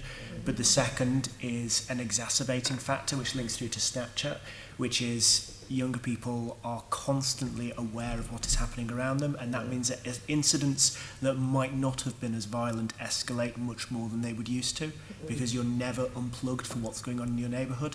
So there are two different aspects to look at there. There's the permanent stuff on YouTube, but there's also how social media enables a flow of information to make things that previously would have been small escalate much more rapidly and involve many more young people. If I could come to you, Kevin. Thank you, sir. Yeah, and echoing really the points to my right, everyone's really well differentiated already between what is genuinely open source and accessible to any of us and what is peer-to-peer sharing on open source platforms. And of course, there is a distinct difference in the open source area, and if we call it that. So what is your classic YouTube gang video? We recognise the severity of the risk. About 3 years ago, we launched Project Domain, which is the library which you will probably have heard about referred to in the national media. It has about 2,000 plus gang videos, if you want to call them that, which are the grime or drill videos, where all too often we see young men, whether in or out of gangs, and it is majority young men rather than young women, goading, provoking each other, talking about acts of violence they either have or will commit, sometimes referencing murder trials, people that they've have indeed murdered on other gangs or other organised criminal groups. We have got a good system in place now with the main open source provider company, Google, who have supported us in many takedowns, so we get videos taken down really quite quickly if we think they're so inflammatory. Obviously there's a balance here about artistic expression, and there's a need for us to respect the fact that some people would see many of these videos as simply being art, and of course we as the police are not in the business of killing anyone's fun, but at the same time we are in the business of stopping people being killed. And therefore what we will do, of course, if we think a video is so violent, we'll approach these partners and say, can you take that video down? And we have had some really impressive successes thanks to partnership with Google and those like them to take some videos down really quite quickly. There's a lot more work to do in this space, but we have got a library now of about 2,000 plus videos. Some of those involve young people who have either gone on to be murdered themselves, potentially as a consequence of that video, or indeed have murdered others after appearing in one, and indeed they've taken their place in murder trial proceedings, recognising the severity of the link between the appearance in that video and the eventual death that occurred. In the peer-to-peer space, so your Snapchats, your whatever other platforms are out there, and I'm far too middle-aged and boring to know all of them, but yes, there are a burgeoning number of platforms that young people use. That is a more challenging area because, of course, unless you're inside that peer-to-peer group, you can't see it as openly. And as Christian rightly said a minute ago, that gives a far more intimate and local perspective, I think, to open source information sharing. So that is a developing area of work between not just the Met Police, but all police services and our partners in industry and also in other agencies. And we'll do whatever we can to try and monitor that. But clearly, if you're going to monitor in what is effectively a private conversation, we need to consider appropriate authorities and, of course, the technological aspects of that. So it's not as simple as just clicking on a Google video. So there's a big challenge there in terms of peer-to-peer is the bottom line. In terms of what is genuinely open, we've got some well-developed work in terms of taking down those gang videos which arguably are open to a far wider audience. And just to finish that off, we do know that some of the most well-watched have had as many as several million hits, of course the majority of which will be here in the city and amongst the young cohort that we're talking about here today. So therein lies the link we would suggest between, you know, the profound link between social media and violence. Clearly, the Mayor of London has got his London Needs Your Life campaign. Yes. So, more social media campaigns. Yes. No. Because social media can also be used very positively. The London Needs... work, so yeah. Chair, I'm conscious. Sorry, can I just say something on that? London Needs Your Life has had 25,000 hits. These ones are getting millions of hits. It's not having any impact on young people. Young people don't see themselves as Londoners. I'm part of a committee on that as well, but young persons don't see themselves as Londoners. They're very localised. So a campaign about London Needs Your Life, about knife crime is almost irrelevant to them. You know, it's just it's not having any. It's not touching the young people. Did I hear you right? Only 25,000 views. Yeah. I'm surprised. You would be better off giving that money it's to totally irrelevant to young people. There's not. I wouldn't use it as a youth worker working with young people to talk to them about knife crime. I would use other resources. I wouldn't use that because to them it's like London's over there. You can never get there. You know, they don't see themselves as Londoners. Thank you. Yeah. I mean, perhaps we could have some some of the experiences in correspondence. I'm conscious of the time, Chair, so just a couple more questions very quickly. Last Friday, the Commissioner was on BBC Radio, LBC Radio, and she talked about this particular issue and drugs and life's financial economic circumstances of people. But she also then went on to talk about, and I quote, there's a whole, there's a whole lot of things, but of course I would be naive to say that the reduction in police finances over the last few years, not just in London but beyond, haven't had an impact. I'm sure it's had an impact. It's part of this issue. Would the panel agree with the Commissioner? And I want to ask you to comment on the views of your boss, the two police officers. Thank you. You're excused. Briefly. Very briefly. A yes or no answer will suffice. I think Darlington said yes. Well, you started off that conversation, didn't you? Yeah, you did talk about the cost to your service. So yes, it has a major impact. Yeah. Would agree. And very quickly, Chair, I hope I'm not digressing. Would a specific London-wide gun crime strategy help in terms of addressing the reasons why people get involved in violence? Okay. Yeah. just be looked at. I mean, the mayor's got a knife crime strategy. He feels that actually is sufficient. It's much the same, though. I don't think. I mean, I think obviously, as you said, anything involving gun crime there are more guns available now to young people, but not as many. They tend to be involved with the drug side of things. So, I think the gun crime strategy should be done with the police, not necessarily. And we didn't see guns as a massive issue in the community. It's just youth violence. It's violence. It could be acid. It could be a pole. It could be a knife. It could be a gun. If they can get their hands on one. There have been shootings in Hackney. Because a young person's holding a gun for somebody, and then the boy that accidentally shot his girlfriend. So these things do happen, but they're not prolific. Violence is prolific.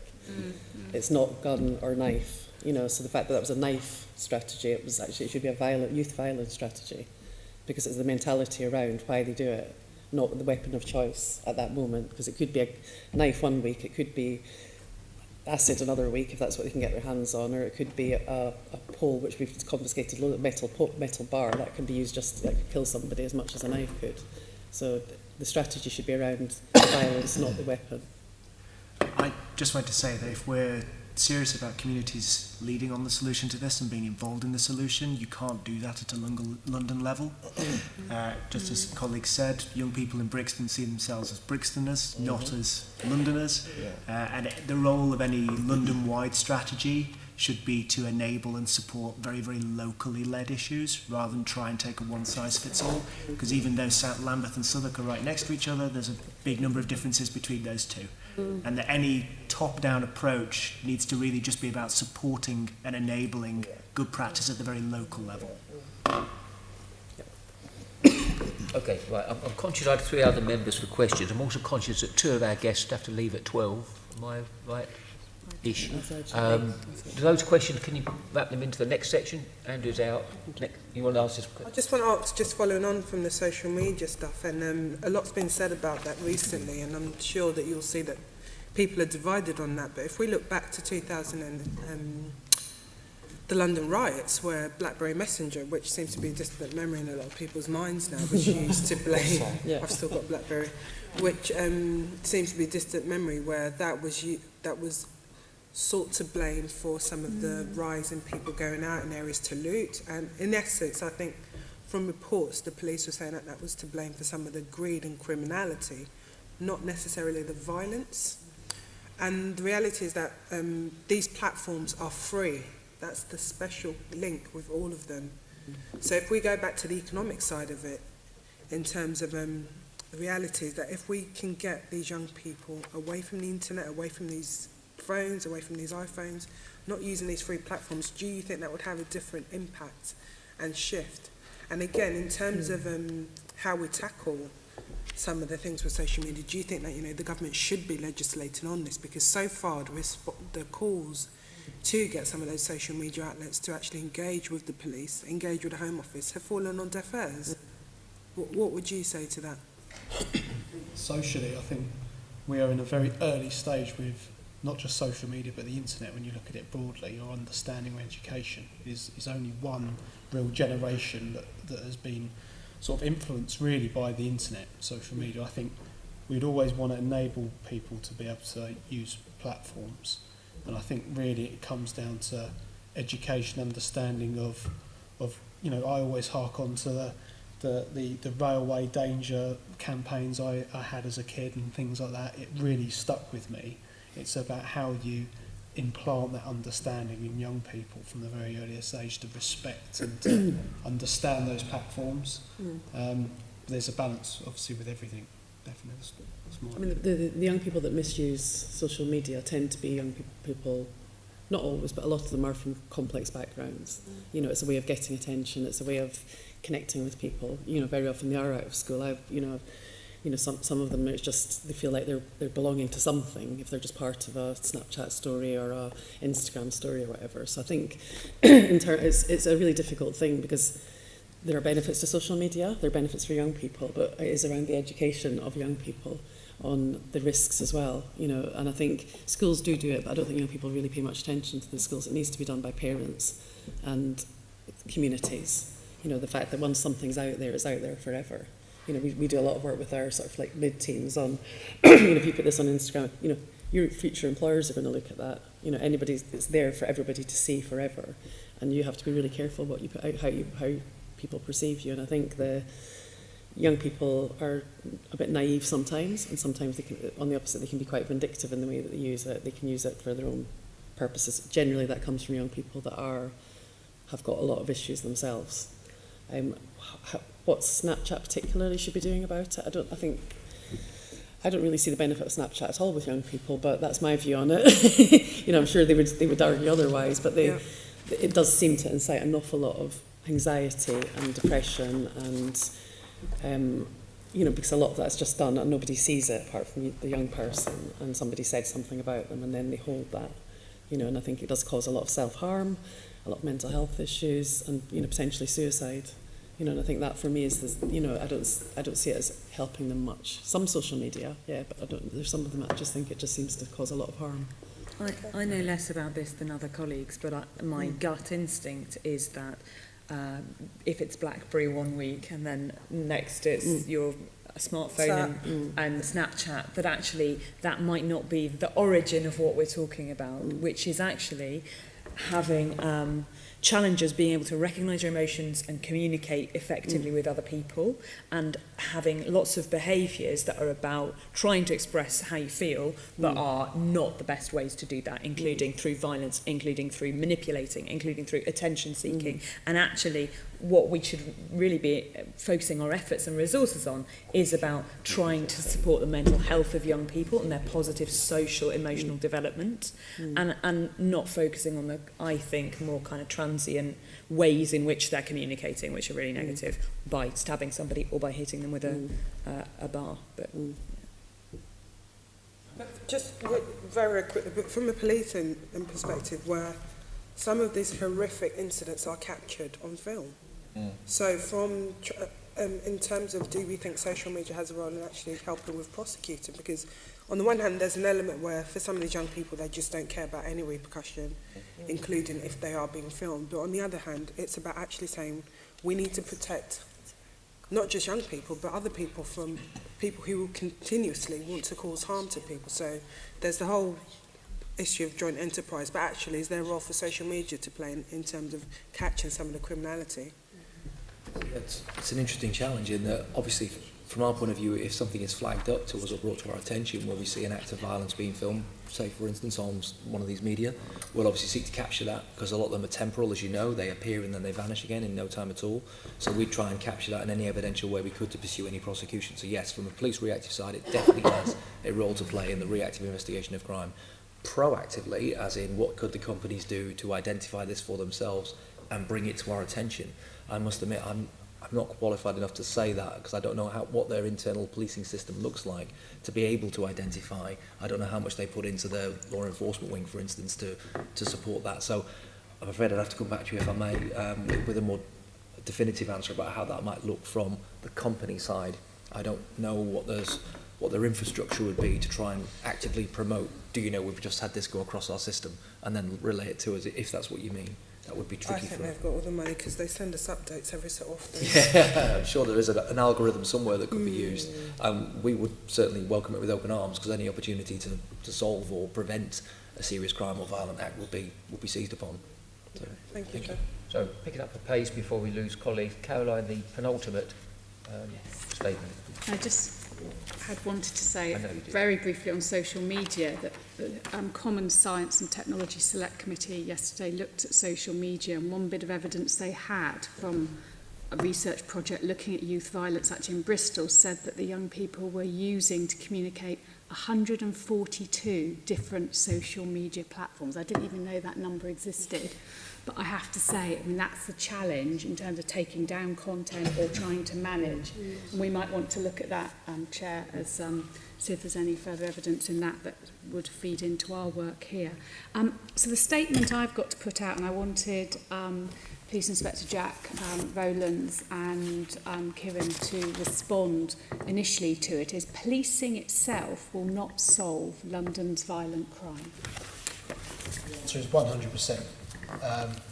I think from my perspective, I run a police custody diversion programme called DIVERT, which is all around using a teachable moment while someone is in police custody and we use community groups and organisations to speak, and foundations to speak to young people whilst they're in custody. And by joining them up with effective referral pathways into employment, education and training, we're not only preventing reoffending, but we're changing people's direction in life. Police can't do that.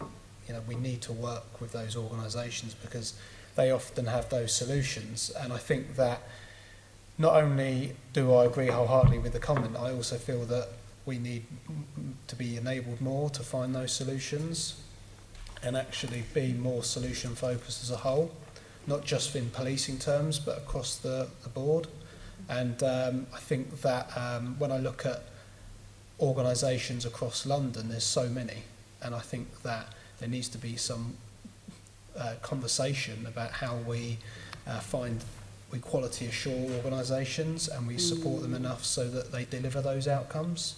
But yeah, in terms of DIVERT, for instance, I've seen the benefit of being able to work with other people so that it doesn't just achieve a policing objective, a social objective as well, to have less crime and prevent reoffending. How are these groups funded? Well, so in terms of the New Era Foundation, that was the Milestone Foundation that delivers DIVERT for me, we have funding streams from the Football Association, the Sir John Cass Foundation and the Weavers Association, so city-based organisations. And you know, it's really based on grants, people seeing the value in what we're doing. And obviously, like you were saying earlier, you know, the Metropolitan Police will be applying for the Young Londoners Fund to make DIVERT more sustainable and expand it across the capital. And we are going to be doing that anyway, but the whole belief in funding is it's sustainable and that it actually enables us to achieve what we want to do. So that's my view there. Kieran, would you like to respond to the statement? Thanks. Yeah, I think policing can only ever deal with the symptoms of violent crime, and we have to look elsewhere to think about the causes of that crime. And as I've said earlier a lot, so probably ad nauseum now, I think that the origin of that is in child development and experiences of trauma that could happen at any time in your life, actually, experiences of trauma, but also early child development. And we know that at the moment schools aren't sufficiently equipped to deal with the kind of evolving 21st century safeguarding threats and trauma-causing threats for children and young people, but also to recognise mental health. And I think that schools therefore need to be upskilled, and teachers particularly need to be upskilled in recognising mental ill health in children. But also that safeguarding concerns for young people in the home, but also contextual safeguarding concerns, and we've talked about some of those today in terms of grooming and the different types of grooming, those concerns can be escalated by the actions of a school. What I mean is the threats can be exacerbated by the actions of a school, by the early signs of aggressions in primary school, coming from a very small child, aged 5, to at first using drugs and alcohol on a school site and that having been recognised, to carrying a knife, to trauma-related outbursts in behaviour. All of those things are too often responded to by schools by pushing students outside of the school gates, temporarily or permanently, where they are then much more vulnerable to those things escalating. So I think we really need to think about what we can do about that. And I'd particularly like to see a sharing of data between schools and the police. When I go to people referral units, they're very interested in how Ofsted's going to measure them and how they can show they're making progress with children, but they're not able to gather proxies for offending or interaction in kind of risk-taking behaviours. And we really need that joining up so that the police can say, great, actually, this child, since they're in your care, is starting to do less and less of those behaviours. Or, you know, the interventions that you're running, the sense of belonging, the maybe sports involvement that you're doing in the PRU, or whatever the kind of intervention is reducing the need for belonging in this local negative kind of social group. So I think we really need to see that sharing of data. And we also need to focus on quality of teaching in pupil referral units and quality of leadership. Our research showed that there's a huge gap in terms of the recruitment to senior leadership in pupil referral units. And where they are amazing, they do incredible things and they change children's lives forever. But actually where they don't work, we know that more and more children, particularly in London, are not in mainstream schools. And if you're going to a pupil referral unit that's not working or that's got challenges, you're interacting with more and more vulnerable children and older students who might draw you into that kind of negative activities.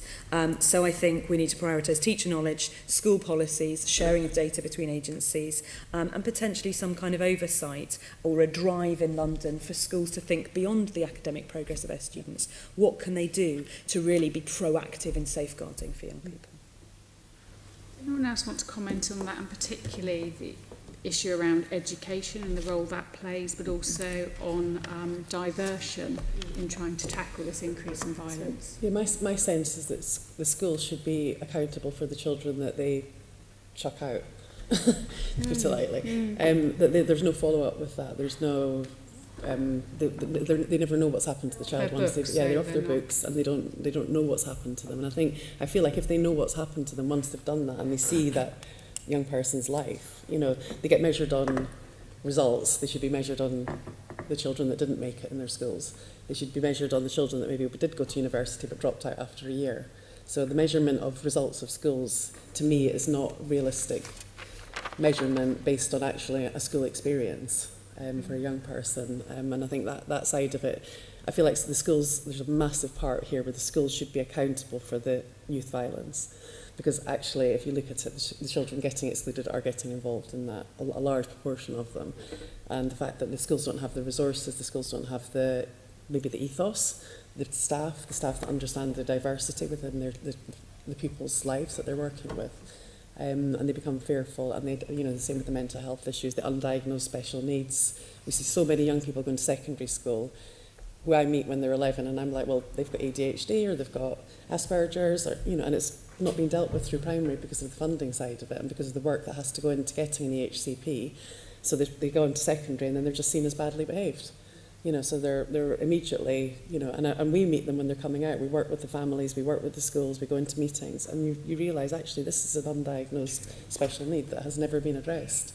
It goes back to parents as well. Parents, working with the parents from a young age. A lot of parents are in denial, especially if it's something the child's not been born with, it's something that's come to light, and then they've got a lot of pressure, younger children, and then they feel like they've failed because their child's badly behaved, but their child actually has ADHD or, and they haven't recognised that. And teacher training doesn't include a very large amount of understanding special educational needs, and it certainly doesn't include sufficient knowledge of child development. And 1 in 2 head teachers say their teachers can't recognise behaviour that's linked to mental health, so they just think it's bad behaviour. Yeah, exactly. So, Christian, I know, is indicated, but Darlington, Leonie, did you want to come in? Sure, yeah. I think, as you I agree with my colleagues here. I think as well, we need to look at the homes where these young people are coming from. I think that's something that's really major. Some parents are completely oblivious to what their children are doing. Some of these kids come from decent homes, and they're just literally going to schools where they are having all this peer pressure. And they end up actually involved in all sorts of different things. And a lot of them are actually turning up to school, high on cannabis, and the parents don't know about it. I've been to people referral units, and we had meetings with parents, and parents are astounded because what is this what you're doing? But they're not monitoring what time that young person is coming back home, what time, who are you hanging around, because they're busy probably working. Jobs. And trying to provide. So there's a lot of pressure. It's a very complex issue, but I think it has to start from home. Where some of these young people are coming from is. Leonie, did you want to come in on that? Yeah, I just think there's a loss of humanity. We're functioning to get people to hit targets. Like you've lost a sense of nurturing children and young people. So you're expecting them to be nice people in society, but you're not nurturing them. So you need to really go back to understanding how we build positive experiences for children and young people, that support parents, the African proverb of it takes a village really does make sense. It takes a village to raise children, and we're not doing that.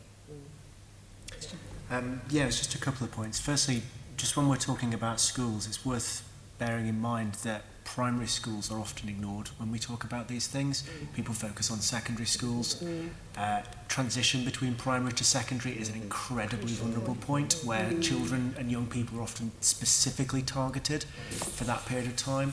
And we know that we've recently done research in Lambeth that for every gap there is in terms of teacher training and support for those teachers at high schools dealing with this, there's double that at primary schools because the system is just not set up for that. And I think the second point I was going to make was it's worth bearing in mind that certainly for us, our schools are practically the safest place for those young people when they're there.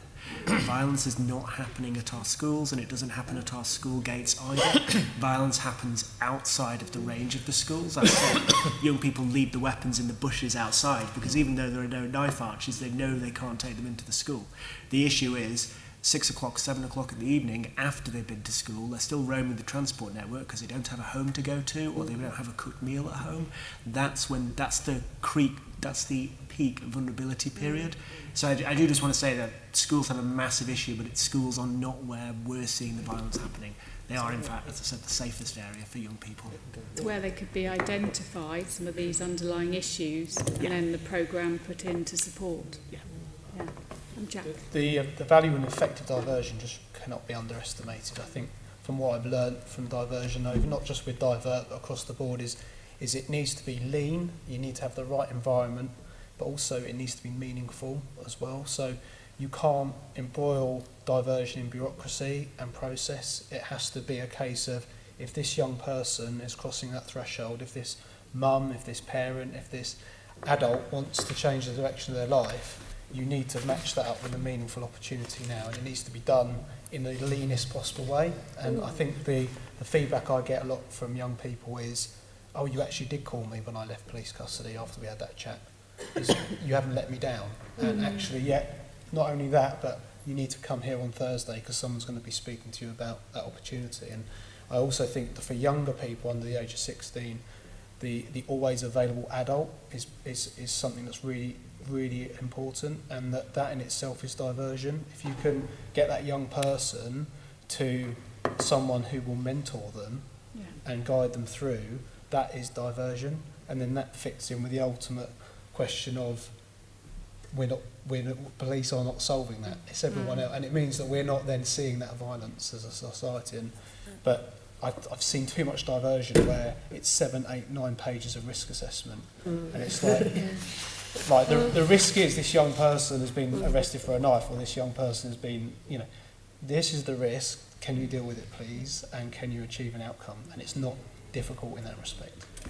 I think having a place for children to go, or for young people or people who want to leave crime to go and to aspire to, is so important. And I would just say exclusions are rising year on year on year. We have 50,000 children nationally outside of mainstream school in these kinds of provisions, and 1 in 2 is immediately neat at 16. They're not going on to training or employment, even though they're supposed to legally be in some kind of training or employment to 18. And 1% of children in that sector get 5 good GCSEs, including English and maths.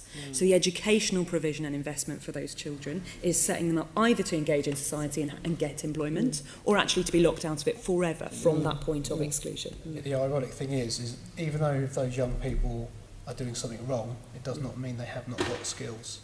And that some people that dare I say, that I've dealt with through Divert, sell drugs. They're actually exceptionally astute at business. So instead of applying your business acumen to something that's illegal and harmful, apply it to sales. And, It's a point Darlington made earlier, and it's one actually I remember Tessa Jow making a few years ago, and I thought that's very powerful, the skills, it's putting them into the right area. And it's everyday jobs that we all do. It's not just the jobs for the neats and stuff like that. It's like, go and sell Audis then. Yeah, absolutely. Because we got one chap who, a while ago, started selling Audis and was selling more Audis than anyone else, and got to take the R8 home one weekend and realised, I've done this legitimately. Fantastic. And it's just, but no, it's not hard. I think the available adult thing that you said is really important as well. And again, it's like I keep saying, but they have to be in the community, they have to be trusted. You know, they have to be, we've got like 30, 35 mentors now, because it was like 5 staff were the mentors for all our young people. Yeah. So we set up the mentoring programme, and you know, they're available adults, and the changes in those young people when they know that they're coming in and somebody's there just for them, even if it's once a week for an hour, it's massive. I see them just so excited to see their mentor and have that bit of space and time just to have somebody to talk to. Not always when they've got problems, but just kind of questions and things that they might be thinking about. And I think that sort of mentoring is really, really important, because sometimes they just don't have an available adult at home, or they feel like they can't talk to their mum about it because they've done something wrong. So yeah, I think that's such a really, really important one. But again, they have to be embedded into the community and not statutory.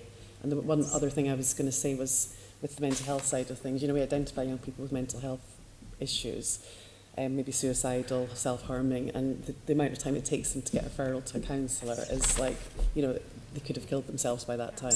You know, and that's, you know, CAMs are amazing. We do loads of work with CAMs. They come in and run lots of sessions with us. They're fantastic, but it's the referral process that they have to go through. Referral process to get onto parenting course, you know, it's almost the blockage is there at the beginning. As soon as that form gets put in front of them, it's like, I don't want to give all this information about myself right now. I want to kill myself right now. So I need somebody to talk to. So we use like Off-Centre and other sort of more local mental health organisations. But I think that's, you know, I think you really hit the nail on the head. The bureaucracy around a lot of this puts many people off and creates more problems. CAMS is just under-resourced as well. They're under-resourced, you know, they're fantastic. You know, dynamic enough. But they're very restricted on the, you know, even the big. referrals that they can take, the levels. So we end up doing a lot of that work in the community, and as do all the organisations like us without any training. Just because we are available adults, we are people that will care. We've been there a long time, so they trust us. Thank you, it's very helpful. Before I bring any other members in, colleagues that need to go, please feel very free. We'll be sad to Thank you, everybody. With our blessing. You're going to miss our last question, which hopefully we'll get to soon enough. I'm not stopping you, Lee. But which we will write to you about. Thank you. Thank you for having me. I'll send you through our... Unmesh, who's going to ask a question, he's going to ask you it. It's a very quick question. Okay. Do you want to ask it's probably. Colette? And no one else come in, because you'll get your chance in a minute. Don't worry. You'll get some time to think as well about what your answer. So, Colette, before you go, and thank you for coming. Okay. What one action would you prioritise to tackle this issue? That's a big question. I think going back to working with the schools and reducing exclusion, that would be for me, if that could be worked on, because I've seen it work many years ago. I've seen different kind of proofs running. We ran one. I've seen less exclusions. So working with the current education system to educate the teachers, the heads, that actually it's not all about the results, it's about the mental health of the young people that come to the schools. You know, the holistic approach to education and not one size fits all. So, thank you. Thank you. Right. Jeanette. Yes, Chair, I just wanted to ask Christian around this area, coming from a commissioning perspective, won't the current commissioning model have to change? Bearing in mind we're hearing more and more about the need to be supportive of families, parent carers, more enabling in schools. And the problem there is, won't the limited amount of resource then have to move from the first line post-intervention activities that are there to enable some work to be done in this much-needed area?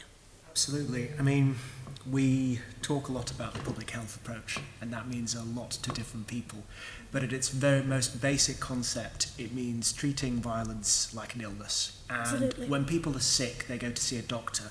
But the other aspect of that is you work out why your population is getting sick in the first place and find the source. If people are getting sick with cholera, you of course treat them, but you also find out where the dirty water is. Absolutely. And the thing about the public health approach is it can't be delivered by one or two people or one or two units. So one of the things that we've committed to in Lambeth is that youth violence is not a priority of our community safety service, and it is not a priority of our high-end safeguarding. It's an organisational priority, and it's also our partners' priority, with particularly the third sector and our community groups. And that's a fundamental shift in how you think and how you commission your practice. It's not a few specialist people dealing with very high-end cases. It means your very basic children's services, your education support services, your health services, all of those need to be recommissioned and reconfigured to address this at its very fundamental causes. We're talking, as Jack has mentioned, that critical period of 0 to 2. Adverse child impacts have a huge long-term impact on somebody's life chances. If you witness violence at those very, very early ages, you can sustain brain changes which mean that you're not able to empathise with people. So tackling those sort of things is key, and that can't be done by one person. So as a commissioner, you have to rebuild the whole system. You can't, this is not an area where you can just identify one team and say, here's a bit of funding, go and fix this, because you need your housing officers to be looking at this. You need your teachers to be supported. You also need people who work in libraries and parks. You need families to be supported. If you're really serious about tackling youth violence as a public health issue, it means it's everybody's issue. Yeah, no, I totally agree with you. I think I must be the only public health practitioner sitting here. And an example is when many years ago we were looking at mortality rates. You could go back and you could say it's the birth period, you could say it's the gestational period. The evidence showed it was preconceptual. So when you're talking, if Jack, with you all the way, but just add preconceptual in not a eugenics way, but in a societal way. No, because it's important that we actually understand where we're going here when we use these phrases. There's a eugenic model that says the fit and the healthy are fine, and, you know, then there's some sort of population that is somehow genetically flawed. The issue about public health, it's the environment and the societal impacts on individuals. So I do thank you for that, Christian, and for your comments to my question. And also, thank you again for, let's be keeping the context clear here. And every school governor, I think, in this room will know from their school, when you have children who are so challenged, as we've heard here this morning, the worst time is when they leave that school gate, and you feel happy when the guardianship. I was governor for many years at school in Hackney, in one of the darkest times, in one of the darkest areas, and it was grandparents that were the protectors at the end of that school day, saving those children, but they had to bring them back to school for breakfast the next morning. So thank you for bringing in that context. Just on your preconception point, it's not something I talk about a lot with Divert, but one of the real reasons why I do Divert is for the preconception reasons. Is if I've got a young person in custody that hasn't become a parent yet, if I can divert them away from their lifestyle now into something that's more sustainable and more healthy before they become parents, I'm stopping the cycle. But it's stopping the cycle. And I don't disclose that a lot because not many people will take it up, but it's a fundamental way of long-term plans, and it's so valid, because if you can get it into people's heads before they become parents around mental health, well-being, attachment, exactly, you're not almost there, but you're getting there. Thank you. Peter, you signalled. I had a question just relating to the last session, but it sort of is in the central thing. Get it out of your system, go on. Yeah. Donovan, you said earlier on that before you get to social media, before you get to all of this stuff, and schools, it's all about the home. And I read that sort of 70% of young people who might be in this kind of crime are actually from single-parent families, you know. Now, without making any assumptions about that, therefore there is a lack of maybe masculine role model or whatever. And it's all very well to say that and recognise it, but how therefore do you maybe write it? And I was going to say, for example, would more men being teachers in schools be of any use? Would sort of like, you know, because the educational system has become, you know, largely, you know, to women now, or many. We need maybe more men for these guys to maybe have some guidance from. Totally agree with that. I think that's some of our young men that are out there don't actually have any role models at all. Men role models. Parenting is obviously not just exclusive to just men being in the home, but obviously women are doing a fantastic job as well. But I think just the lack of male role models in the community, and male role models that they can actually relate to, is something that's not happening in the communities.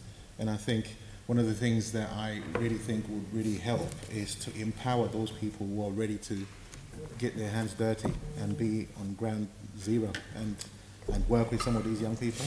And I think that if we really empower those people, because people are ready to work, there's people who are actually ready to, but there's just not enough funding, there's just not enough support, you know, for those kind of people who are actually, who don't mind staying on the street. We're on the streets every day till late at night with some of these young people, but there's just not enough of us. You know, there's so many neighborhoods now that are being affected by all this violence, but there's just not enough of us to go out there and sort of like just impart some positivity to some of these young people. So it's just not in schools. There's young people who are also not in employment and education who are just out there, you know, and no one is pulling them back. No one is opening up doors to say, let's sit down and talk, you know, because there's just not enough of us out there. So yes. You made the point earlier that some of these kids are from decent homes, you put it. That which is my perception. For all I know, the majority actually. But then something kind of goes wrong, maybe around about the age of 11, 12 or something. Maybe the parents split up, whatever it is.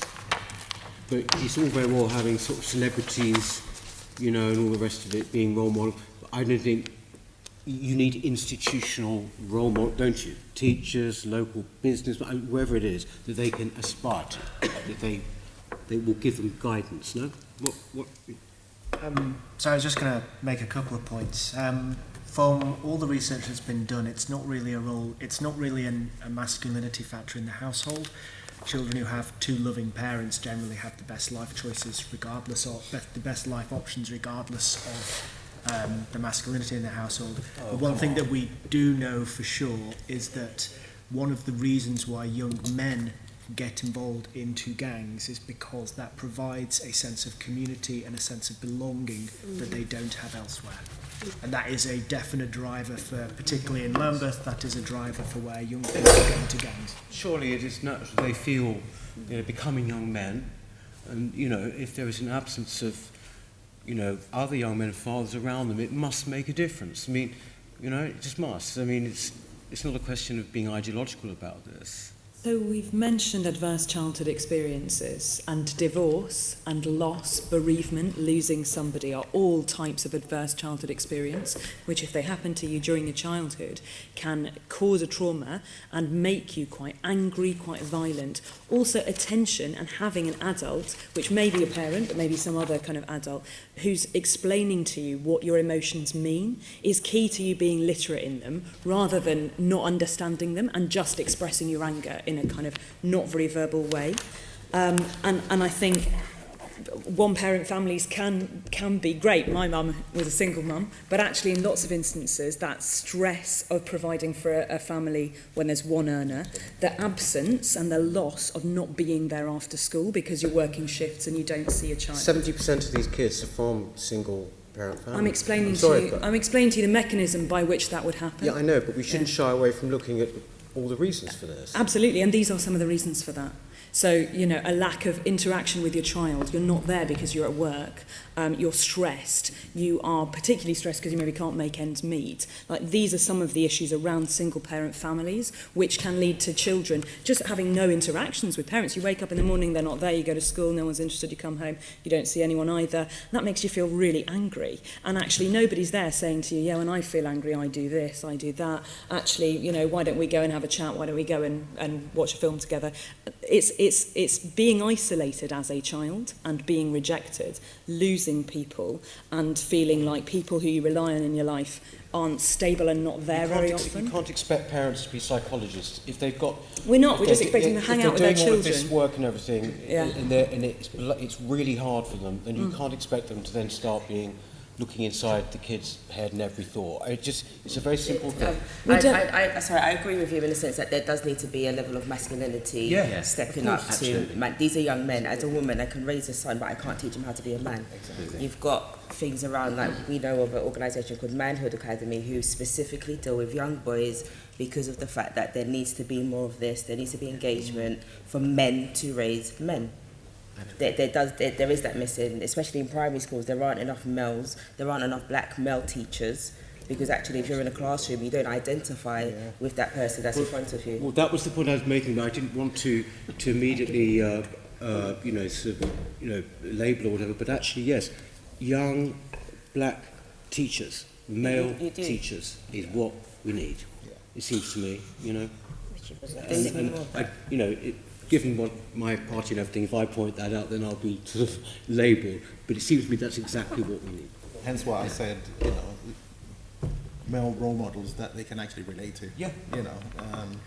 Because to be really honest, a lot of the young people that we work with, when they see a white person coming towards them, they're thinking, okay, that's the police, or that's the and relation-wise, it's just much harder for someone like that to break barriers with some of those young people. But if somebody who's obviously black, they can relate to immediately because they feel, okay, there must be a connection there somehow. So we do need to empower those people. Okay, all right. I think Peter has found some sympathy in some of the responses here, and I think it's a fair point about a lack of a male adult in the household. I don't recall my old dad explaining my emotions to me many years ago, but I'm sure there was a place for that. I don't mean being a psychologist. I just mean that relationships are important. I know exactly not what being you mean. left alone. I was being anyway. Go on this. Very quickly again, some of the most eloquent and effective advocates around this issue, and for very obvious and understandable reasons, are the parents, families, and friends of victims. Now, I know that when both in the media and having met parents out there, families have got involved in campaigns. But would you think that a London-wide forum of families, of parents, of friends, of victims, with the support of the Mayor of London and the Metropolitan Police, would something like that help? I'm just thinking of new ways of working with communities. So the Mayor had at a summit with politicians of all parties, a step which I welcome, the all parties conference that we had sometime in, all parties supported conference in April, but those were politicians. And the idea is that if we have something similar, but with people who've been affected, who can be, really sort of get the message across in a very direct manner, which many families I know already have been doing, and there are various trusts and foundations. But I'm thinking of whether a unified London-wide approach, working with communities and based at borough-wide level, would something like that help? As to myself, I think it's not a concept I've heard of being considered before, but I think it's obviously a very worthy one, an extremely compelling voice, and one that deserves to be heard, not least by the terrible rite of passage that they've been through, and the fact that they will be very representative of the communities that are affected naturally by the loss of their loved one. So I'd be all for it. So yeah. I don't know how familiar you are with the Glasgow model and the Glasgow model from the Violence Reduction Unit, but at the heart... I read about it. Yes, so at the heart, one of the key points at the heart of that is what they call the call-in, which is at a local level where young people in a wide area are brought face to face with parents, particularly mothers of victims of serious youth violence, alongside the police and alongside the third sector who provide exit routes and support. So the use of statutory forces with the mothers in particular, but ex-offenders, family of victims, etc., is a key part of how they saw success in the first place in reducing violence. I mean, very quickly, Chair, and I mentioned this at Mayor's question time. Over Christmas, I had a call from the mother of a young 15-year-old boy who had been shot in a chicken shop in Plaster. She's a neighbour as well.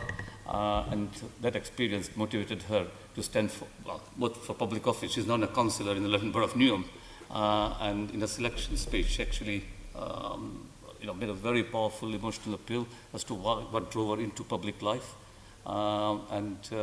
So I think it's just using that, I don't know if experience is the right word, but in a very positive way, which I'm at the point. Okay. Sean, briefly, if you could. Maybe I should put this in writing. I have some, I'm really interested in the divert thing, the work that Inspector Runnels is doing. And I've been asking a number of mayor's questions in writing to get some statistics back. And obviously in our briefing today, we can see that the results you get are quite astonishing. The reoffending rate is 7%. You help the vast majority of the people that you help into employment with quite individual attention. The expansion plans the police seem to have for this depends a lot on the largesse of the city. And so I wanted to ask some questions about making that more sustainable and to find out more about the budget for it. I don't know if you're able to tell us the overall budget you have at the moment and what it would take to make it London-wide. The budget that I have at this very moment in time enables me to have 2 sustained sites, both at Tower Hamlets and at Brixton. Work with Milestone. We are doing a short-term plan working with the community football foundations. So Palace Foundation, Spurs for Life. Sorry. Palace for Life, Spurs Foundation. That's right, better get that right, Steve. Yeah, go get that one right.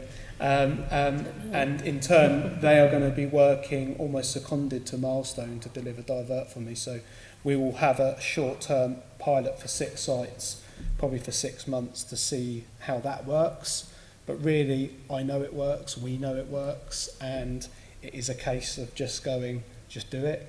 And to have Divert in every police custody suite will enable us to expand and improve on those figures, because we know that when someone's in custody for 12, 13 hours, they are reflective about what's gone on in their lives. It is the ideal time to speak to them.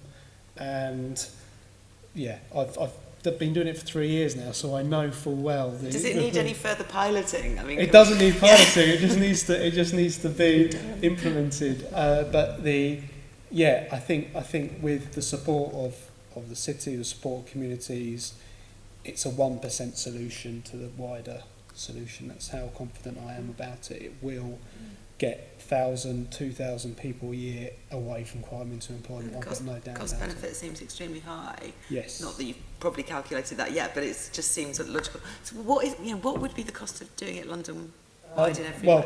Cost of London-wide is about £1.2 million a year. So you will have a custody intervention coach, 2 custody intervention coaches in every single police station. So it will ultimately be overseen by the Met, but it will be delivered by Milestone the New Era Foundation. And with that, we're already trialling the cost benefit, though I do it for the right social reasons. The cost is that we've got 24 people that are paying 20% tax. We've got 6 people paying 40% tax out of Divert. So it's not even saving money, it's generating money and enterprise. And the whole reason for it is that ultimately young people don't end up going down the road of being a victim of violence or perpetrator of violence or crime. But yeah, if you're then taking someone out of a police custody suite, getting them into employment, paying 20% tax, not offending, then that's good. And just to check, you only work on over 18? 18 to 25, yeah. So the reason for that is there's a massive gap in provision, and I don't want to duplicate the statutory provision that's already in place for under 18. So, I just saw that gap needs real attention, and that we're getting a lot of people coming out of university, coming out of mainstream education, and then going, big wide world's suddenly got hold of me, and I've been nicked for drugs, and suddenly my life's going down the pan. It's about that moment to say, no, that's not the case. You can change the direction now. Yeah. Okay, thank you. I'll follow that up. So I'll go on future work. We can write. If you speak to Becky can write and get more information if you. Now, one minute. Chair, so to wrap up, I think you already heard the question. So when I put it to Colette, but what one action would you prioritise to tackle violent crime? And this could be with reference to what you think the police could do, or the Mayor of London, community groups, local authorities, but just one specific action. So I'll start off with you, Kieran, if I may. I think it's hard to choose, but perhaps data sharing between the police and schools and encouraging schools to focus on safeguarding outside of their doors. Again, it's hard to choose, but I would say the money to be allocated to the right people who are actually doing the work. Yeah. I think you need to find the right people to engage with those that are already fully fledged on the streets, because what you're not having is any engagement with them. It's like they're at the helms of society and they're not being engaged by anybody. You need a particular set of individuals who are out there, and that connection needs to be made to be able to do, before they get into custody, almost doing that work on the streets. I've already spoken about the public health approach, so on a more practical level, I would say that we need to divert and coordinate the resources that are already there. One of the biggest issues we have at the moment on a local level is that there are multiple funding streams and multiple avenues, none of which are joined up, all of which are funding very similar things. I have young people on one estate who have 5 different mentors from different organisations, because the big lottery, the Home Office, the Mayor, regional government, everybody wants to solve this and everybody is trying to find resources and scrabbling round, but there's no coordination of it. And that means that we're seeing a lot of duplication, the money isn't going to the right organisations, and there's no strategic goal for what we're trying to do in each local area. Instead, we're just hoping that a year of funding will do it. I think I'd revert to my earlier point about the societal shift in relation to drugs and its misuse in communities across the board, with a comprehensive plan and strategy around it. And the whole piece around transforming lives, to preventing crime in the first place, to how it contributes to everything from mental health to gangs to county lines. I think that would be mine. I think divert aside, I think a paradigm shift to primary prevention from 0 onwards. That would be my solution. More investment, more resources then, so that in 12, 13, 14, 15, 16 years' time, we're not dealing with what we're dealing with now. Mm-hmm. Thank you. Okay, right. Well, first of all, I thank the guests for attending today. It's been absolutely helpful for our work, which will continue. Can I ask the committee to note the report? Note the action taken by me under delegated authority, agree the scope and terms of reference to our investigation tackling the rise of violent crime in London, and delegate authority to me in consultation with Group Party Lead and Caroline Pidgeon to agree any output from this investigation. Agreed. Thank you. Item 5, can I ask the committee to note our work programme? Item 6, our next meeting is scheduled for Wednesday the 6th of June at 10 a.m. in this chamber. I have no any other urgent business. Thank you, colleagues. Thank you.